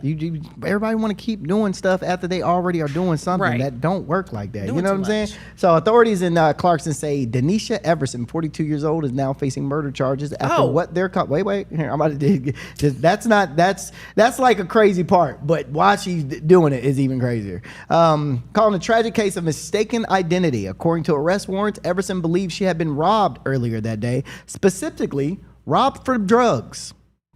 Oh. You gotta let them drugs go, baby. All right.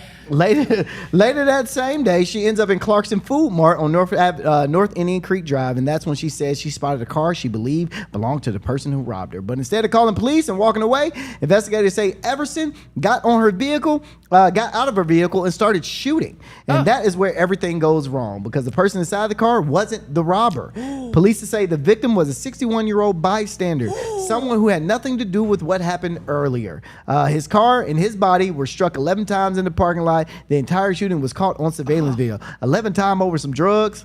Got to be more careful. And it's the wrong guy. Come on now. So Everson later allegedly admitted to police that she was aiming for a different car. Now she faces serious charges, including malice murder and aggravated assault with intent to murder. And investigators say they were able to track her down using surveillance footage in the flock camera data, which helped identify her vehicle and movements. Now, the reason I said you can't do one crime or another, because you should have let them drugs go, okay? After you done got robbed for your drugs, there's no point for you trying to go find your drugs or find out who stole your. Let them go. Go get some more drugs, okay? Y'all, you trying to kill somebody over some drugs, let it go.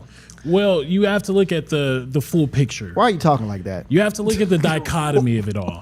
I mean, I'm 26 years old. Oh, okay. You know, I feel like I've changed a little bit. All right. And honestly, can you repeat the story? I kind of blanked out. He was focusing so hard hard on this. that dichotomy line. He said, you know, I'm working on it. Okay, that's okay. So Shawty killed somebody? Yeah. Hold on, actually, because I have a real question. You said that she was aiming for a different car. She was aiming for a different car. And hit a 61-year-old 11 times? Yeah, 11 times. Yikes. I missed 11 times? 11. and hit somebody you know how hard it is to hit a body 11 times? I mean, and you missed it and hit. That is the worst, it's crazy. best aim I've ever heard. Either that or she was jonesing because she didn't have her drugs. You know what I'm saying? Her hand was shaking. Oh, you didn't think she was the drug dealer? No, that's not what she. It was just like, she just.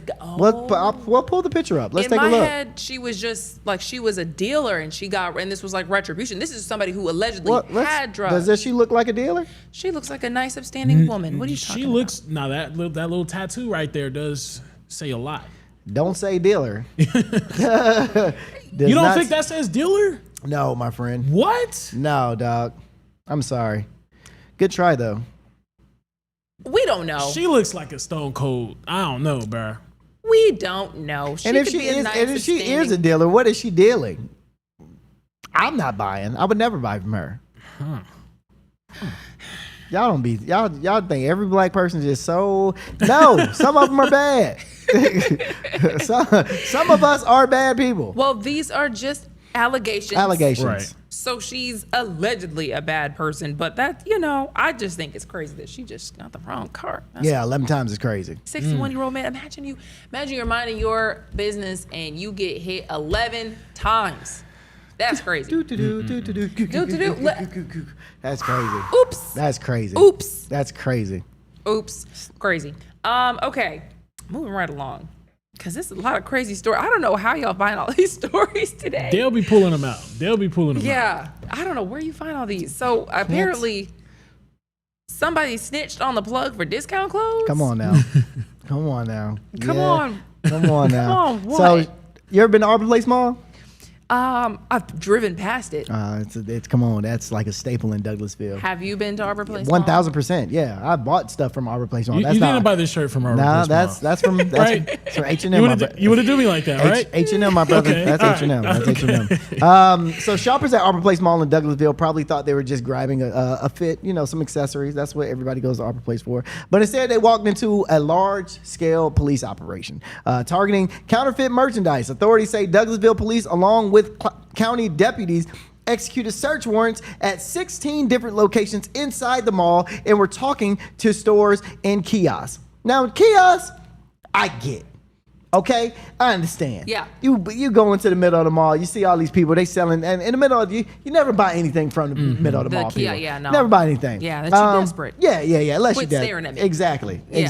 Yeah. So now this doesn't come out of nowhere. Investigators say this was the result of an undercover operation where officers actually went in posing as regular customers and purchased items from multiple businesses. And what they found were products described as forged, counterfeit, and unauthorized reproductions. Now let me tell y'all something real quick before I finish this. We didn't ask for y'all to come in there and mess up our place where we get our cup of clothes. Look, some of us ain't got $2,000 for a Louis Vuitton shirt or a Gucci shirt. We can afford $100 a Fucci shirt, okay? We a Louis Vuitton, okay? You dig what I'm saying? we can afford that stuff. So y'all messing up our little stuff. We not buying the clothes because of the fabric. All we want is the logo, all right? And we want to stunt. Take a couple pictures on Instagram. We throw it away. We don't care about it. But y'all messing it up for these folks that don't got it like that, but want to look like they got it like that. Stop going into our places, I digress. I've never seen anybody sit on the news and tell the police not to do their job. Yeah, that's my fault. Also, good job. And also, great work. Good job. So this was fake jewelry, knockoff clothing, sunglasses, and phone accessories. Basically anything you might grab thinking you got a deal. I've always wondered how they're able to get away with that. Because some malls I have been seeing like the fakest stuff. It's just blatant out in the open. They don't hide it. They don't do nothing. I always wondered how are they getting away with this? And they have mall security at a lot of these places. They just let it happen. Because nobody cares, bruh. Somebody there somebody had to tell. Don't nobody be bothered. When I used to go to the discount mall down in Clayton County, they had all kinds of fake stuff. And I ain't never seen no police. I ain't never seen nobody get busted ever. Bro, I used to wear all kinds of fake clothes up through there. Never seen the ones get busted. So there was somebody in there that was losing money, that was losing real money for real goods to this fake stuff. You know what I'm saying? At the same time, like the person who's buying the fake thing was never going to go buy it from the person selling the real thing at the real price. No, that's the point. Yeah. I guess what you're saying, it like cheapens the real thing because people can, just anybody can Anybody get it. can get it. Yeah. That's the point of that's the point of knockoffs. Yeah. It's so I can get what I want. Man, dude, I used to wear reps. I used to wear knockoff clothing. I used to wear all that. Just so I could look like I had it. Wow. Yeah, just so I could look like I had it. That says a lot about your character, man. Doesn't it? Doesn't it? You know, there are a lot of businesses Just to say out that there. you had it. No, but honestly though, I've grown up around people that do it all the time though, and there's nothing wrong with it. It's just like, why? What's the need in showing that you have money if you really ain't got it?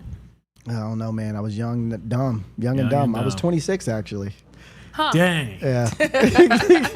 Well, dang. Told you got a couple more years. Yeah. I was actually 26. So Arbor Place Mall is not shut down. The stores are still under investigation. Nobody was none of the shops shut down. They're just serving warrants. As of right now, no charges have officially been announced, but police say that is still on the table as they review the evidence against the store owners and operators. And what I really think happened is they went in there and they served all the warrants and they confiscated all that stuff and they about to flip everything or either sell it or give it to their kids.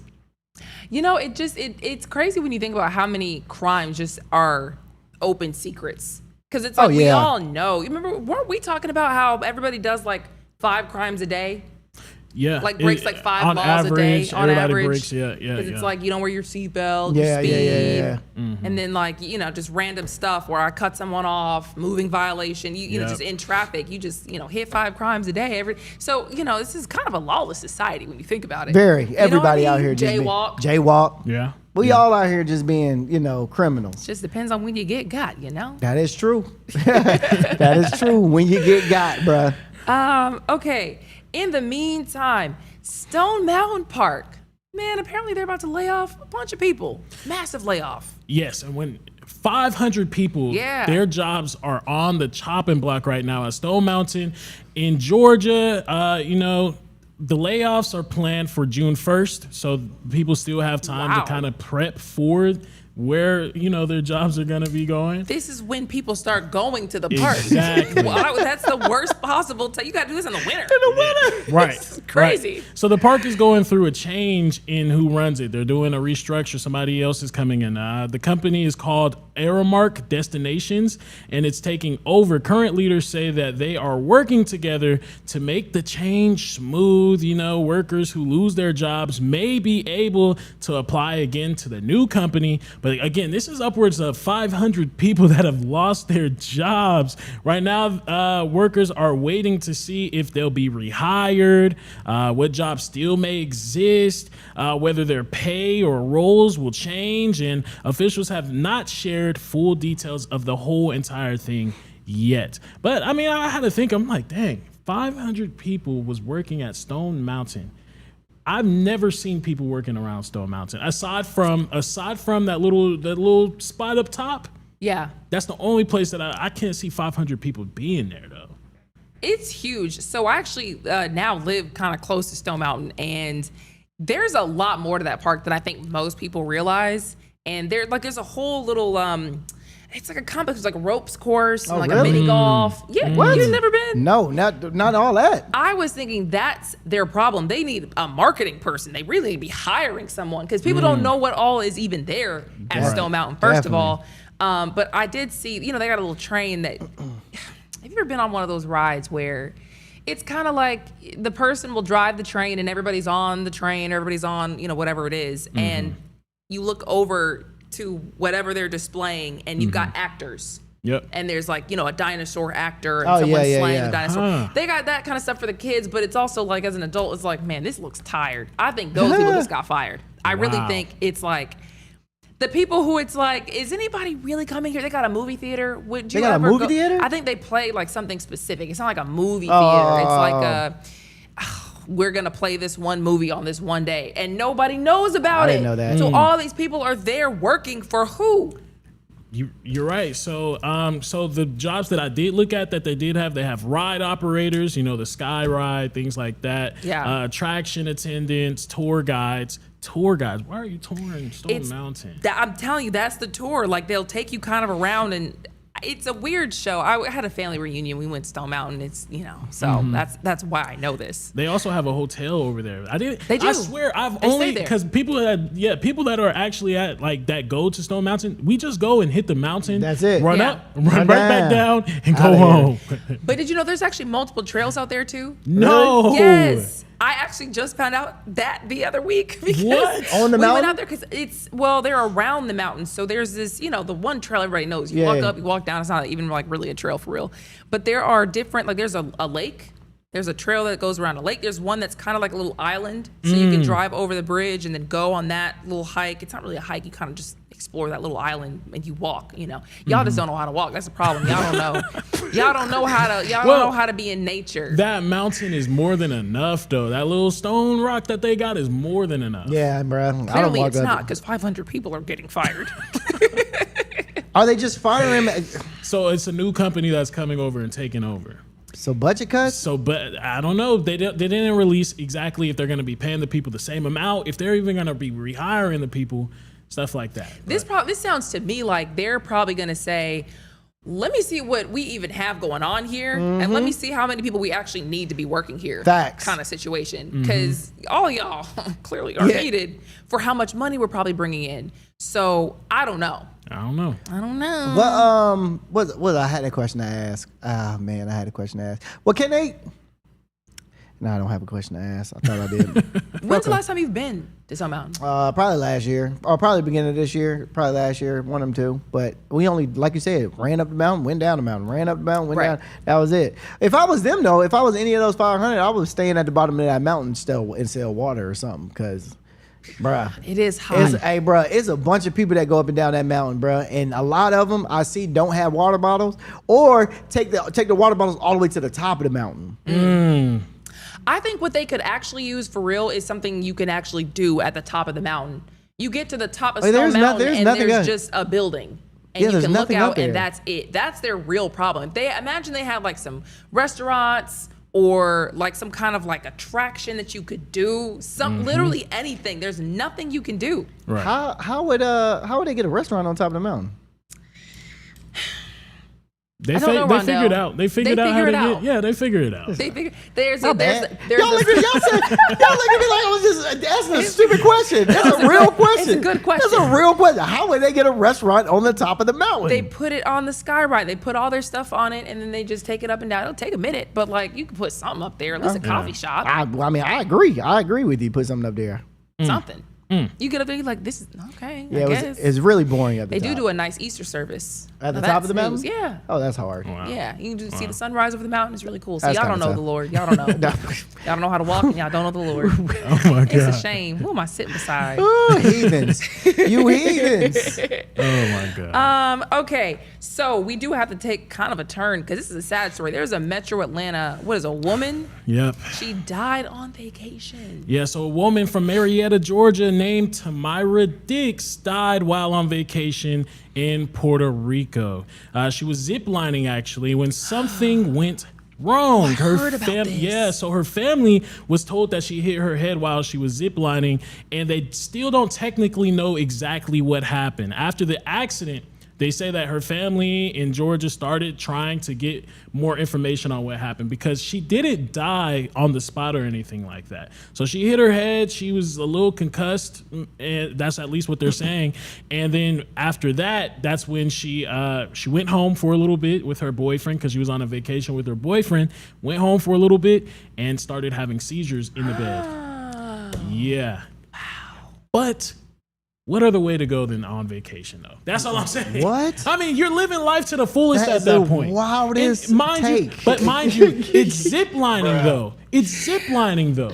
Well, okay, so if she died like in the moment, that's Fair. one thing. But Fair. to come back and seize in bed, and I gotta go to work the next day, it's like the worst case scenario. That's not the way to go. Well, she didn't come back home. She passed in Puerto Rico. Oh, she was still in Puerto Rico. Yeah, so in the hotel. Okay. Yeah, so she passed in Puerto Rico in the hotel, and the family put out a GoFundMe basically trying to see. They're trying to raise some money to get her body transported over back to the States. last time I looked at it, I think their goal was $20,000, but they're at $17K right now. Wow. $17K. You know what's crazy? I go on vacations and I do crazy stuff like that. You have to, though. I'll do crazy excursions, and what a nightmare. Yo, I don't go on vacations. Ever since I've graduated, I haven't been on vacation. But if I vacation, I'm doing it big. I'm going crazy because it's like, why not? I mean, that's the whole point of you going on vacation. Facts. To relax, but also have fun. Facts. So I feel like that's the best way to go, if anything. She was 40 years old, and her family said, what? It's a wild statement. That's not what, would you rather, the worst place to die is probably at work.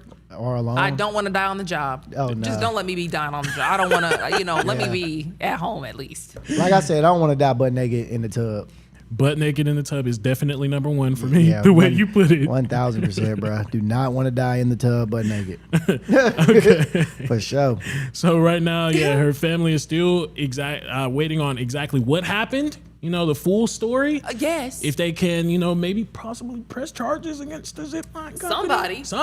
Somebody. But it's out there in Puerto Rico, though. But man, y'all gotta be careful. Pray for I her. think you just have to be careful of who you use. Like these little offshoot companies who will do different excursions. You gotta, just make sure they're safe. Because I've done a lot. I've done whitewater rafting in like Chile. Have you ziplined before? I've ziplined in Chile right beside the whitewater rafting place. Wow. Yeah, man. You're not even supposed to be Crazy. that close to trees though when you're ziplining. Well, yeah. I hope she. She hit her head. She hit her head on a tree. I didn't say a tree. She just hit her head while ziplining. But on what though? Exactly.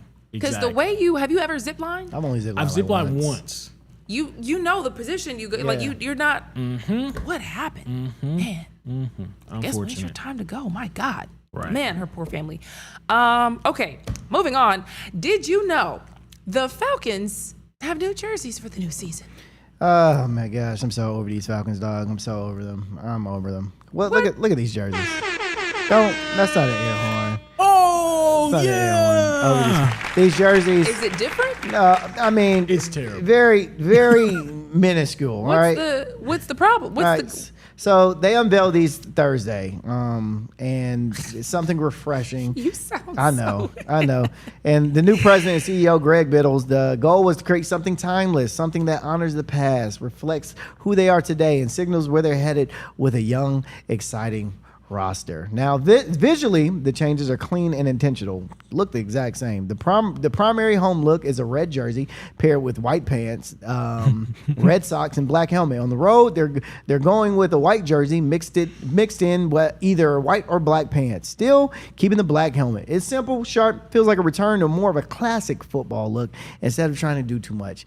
I'm over this. It looks like they saved money on a design. That's exactly what they did, bro. They literally saved money on this design. They didn't give it no effort. They didn't try at all. They put nothing. If I really wanted to see some jerseys, man, go back to the Mike Vick jerseys, bro. Those Mike Vick jerseys were so hard, bro. So hard. That was the one thing I would pride Atlanta on. I would say, like, they have some of the best colors in the NFL in general. Oh, flat out. And then when they have their jerseys, it'd be the toughest jerseys ever. But for them to be this blank and this bad, it's just like, what's going on? They don't care about y'all, dude. No, they don't. They don't care about the people, at bro. all, bro. What is going on? I mean, there's nothing on that jersey, bro. Nothing. There's no type of anything. Are the red socks? Is that normal? Yeah. It doesn't look. Something looks off. I can't put my finger on what looks off. Almost like they're in crop pants, but I guess that's normal. No, yeah, those are their pants that they usually wear. You know what? Management probably said you got to earn those stripes back. You got to earn the jerseys back. You got to earn the good jerseys because y'all have been folding year after year after year. We got to make some changes. Y'all feel cool. Y'all feel cool stepping out there, but you got to earn it now. Looks like we're never getting new jerseys, man. never getting any stripes on those pants. You know what, Falcons? Tell you that. I'm going to support the home team. I do too. I support us too. I support us 100%. But I'm also know the reality of being a Falcons fan. So it's just like even when I get happy about the moves that they're making, you know, about Matt Ryan, about Ian Cunningham, not about Kevin Stefanski, you know, but you know, even when I get happy about these things, I'm letting people know that I am a proud Falcon through and through. Lose and winning, I'm proud. But dog, Even though we losing, let's at least look good losing. No, that's the thing. You gotta earn it, bro. You got to, because I would argue before they did that, Eagles had some of the best jerseys. Eagles out there jerseys too. are hard, but they earned that though. I feel that. They earned that though. I feel that. You gotta I feel that. earn good jerseys, bro. And maybe this changes our whole motive, man. It changes our morale. Now we gotta work towards something. Yeah, that's a nice spin. That's a nice on spin. That We is a need very it though. Nice We spin on need that. it though. Yeah, that's not gonna happen. That's not gonna happen. Well, it is Friday, everybody, and it smells good. You probably just got paid. Yeah. You know, we're going to help you out with some things to do. And 404 Day is this weekend. Yeah. So do y'all know what 404 Day is? I know y'all from. Bro, I got it tatted on my wrist. Do you? Yeah. Okay. Come okay. on, 404. Okay. 404. Yeah, but you gotta have a real 404 area code. I got Yeah. a real 404 area Yeah. code. Oh, you got a 404 area Yeah. code. Of course. Wow. That 407. That was. You still Atlanta if it's 407. It's just weird. Okay, so if you don't know, if you're somebody from New York listening or something like that, 404 Day is Atlanta's official cultural holiday built around the city's original area code, which is the 404. 404. Where's the little stank on it? I don't, The Atlanta stank on it. You know. 404. It's also 678. 678 770. Yep. 770. 770. I thought address. 678 wasn't respected though. No, it's Not as much as 404, support, but yeah. 678 is acknowledged and 770 is acknowledged. Yeah, 770 is definitely Yeah. acknowledged. That's like on my home phone. Yeah, back yeah, in the day. 770-471-3616. I can't believe I still remember my home number. Wow. That's my I home can't number. believe you just said it on the news. Oh God. What was that again? That's not my. We don't. okay. Yeah, we don't got no home phone. Oh, you're calling somebody. Somebody getting called. But we got a big list of events that's coming out because, again, the city pops out and shows up. So we got the 404 Day 5K race, and that's going on at 8 a.m. It's going down at Underground Atlanta. It's a walk, a run if you want to, through downtown where people take in the city while kicking off the day. This is a great way to start your 404 Day, people. On a walk around the city with other Atlanteans. This is great. The second annual, we also got a 404 Day celebration that's going on later on tonight after these other two events. If you want to just still get your party on, I heard that this was about to be popping. It's taking place at the Stave Room. It's a late night concert celebrating Atlanta artists and music culture. They haven't released exactly who's the people performing, but I mean, I'm sure people will pop up for it. I'm sure people will pop up for it. Next up, we got the big hitters. So we got the 404 Day Parade. This is actually the second annual one. They did one last year. A lot of people pulled up for it, but this one is happening at Peachtree Street Northeast. 60 plus groups, including marching bands, dance teams, floats, and community organizers is going to be out there. Oh, that's cool. It's going to be a really good time, and it's going to be a lot of traffic. So please drive safe or just stay off the road. Let me get to where I need to get to tomorrow, please. And then the big hitter, 404 Day at Piedmont Park. I tell you, I was there last year. Yeah. When I tell you, like thousands of people Oh, showed yeah. up, packed out, good music. It's just a really good time. So 404 Day. I might be out there. I might go. Well, do If it don't something. rain. Do something and just be safe. Have a great weekend. That does it for us, guys. Thank you so much for hanging out with us. We will see you next week. Peace.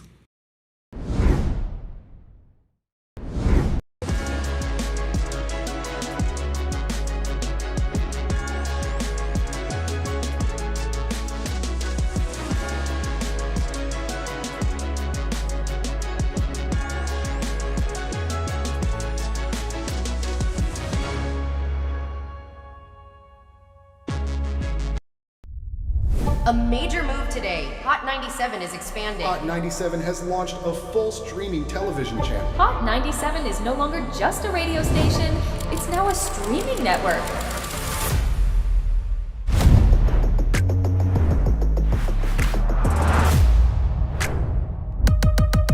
Welcome to Hot 97 News. Let's dive into the news because the news has been newsing. Hot 97 mornings with Mero. We got Shiny Culture in the building. Leah Bell in the building. Good morning. And DJ Cass One.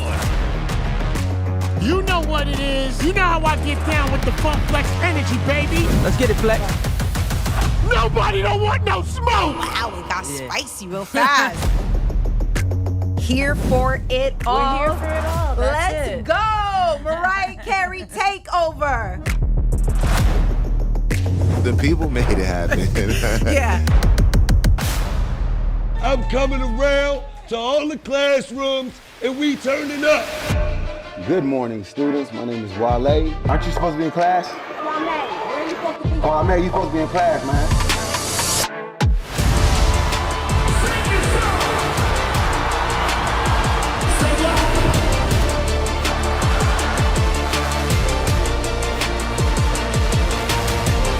Rihanna has become a true worldwide icon.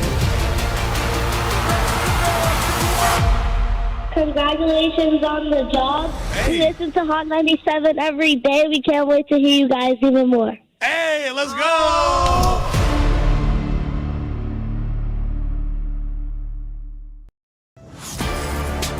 Get ready. The legend is on your screen. Funk Flex, the man who defines hip hop, is bringing the heat from the radio booth to your TV. Where my camera at? That's my camera? All right. The biggest beats, the hottest freestyles, and that classic Flex energy. Bars are back. Now in your living room. Don't just hear it, watch the movement. Funk Flex, now on Hot 97 TV, Mondays and Fridays at 7:30 p.m. The voice and attitude you love, now on your screen. I love this. Nessa brings her unfiltered energy, real talk, and celebrity interviews from the radio to your TV. It's the same Nessa you know. Bold, funny, and always keeping it real. Catch Nessa, now on TV. Damn, that was deep right now. Tuesdays at 7:30 p.m. and Fridays at 7 p.m.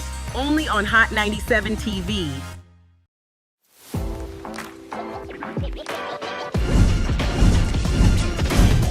Welcome to Hot 97 News Atlanta. First, here with Rondell with 2 N's. What they do? Give it up to you. And Million. Hey, the fact that this is a reality. Brand new live news show. I'm your host, Lana Harris. There is so much going on in this country and in this world. Civil unrest. Nobody's going to trust that. Any of This sounds, like I said, it sounds good. Yeah. It does sound beneficial.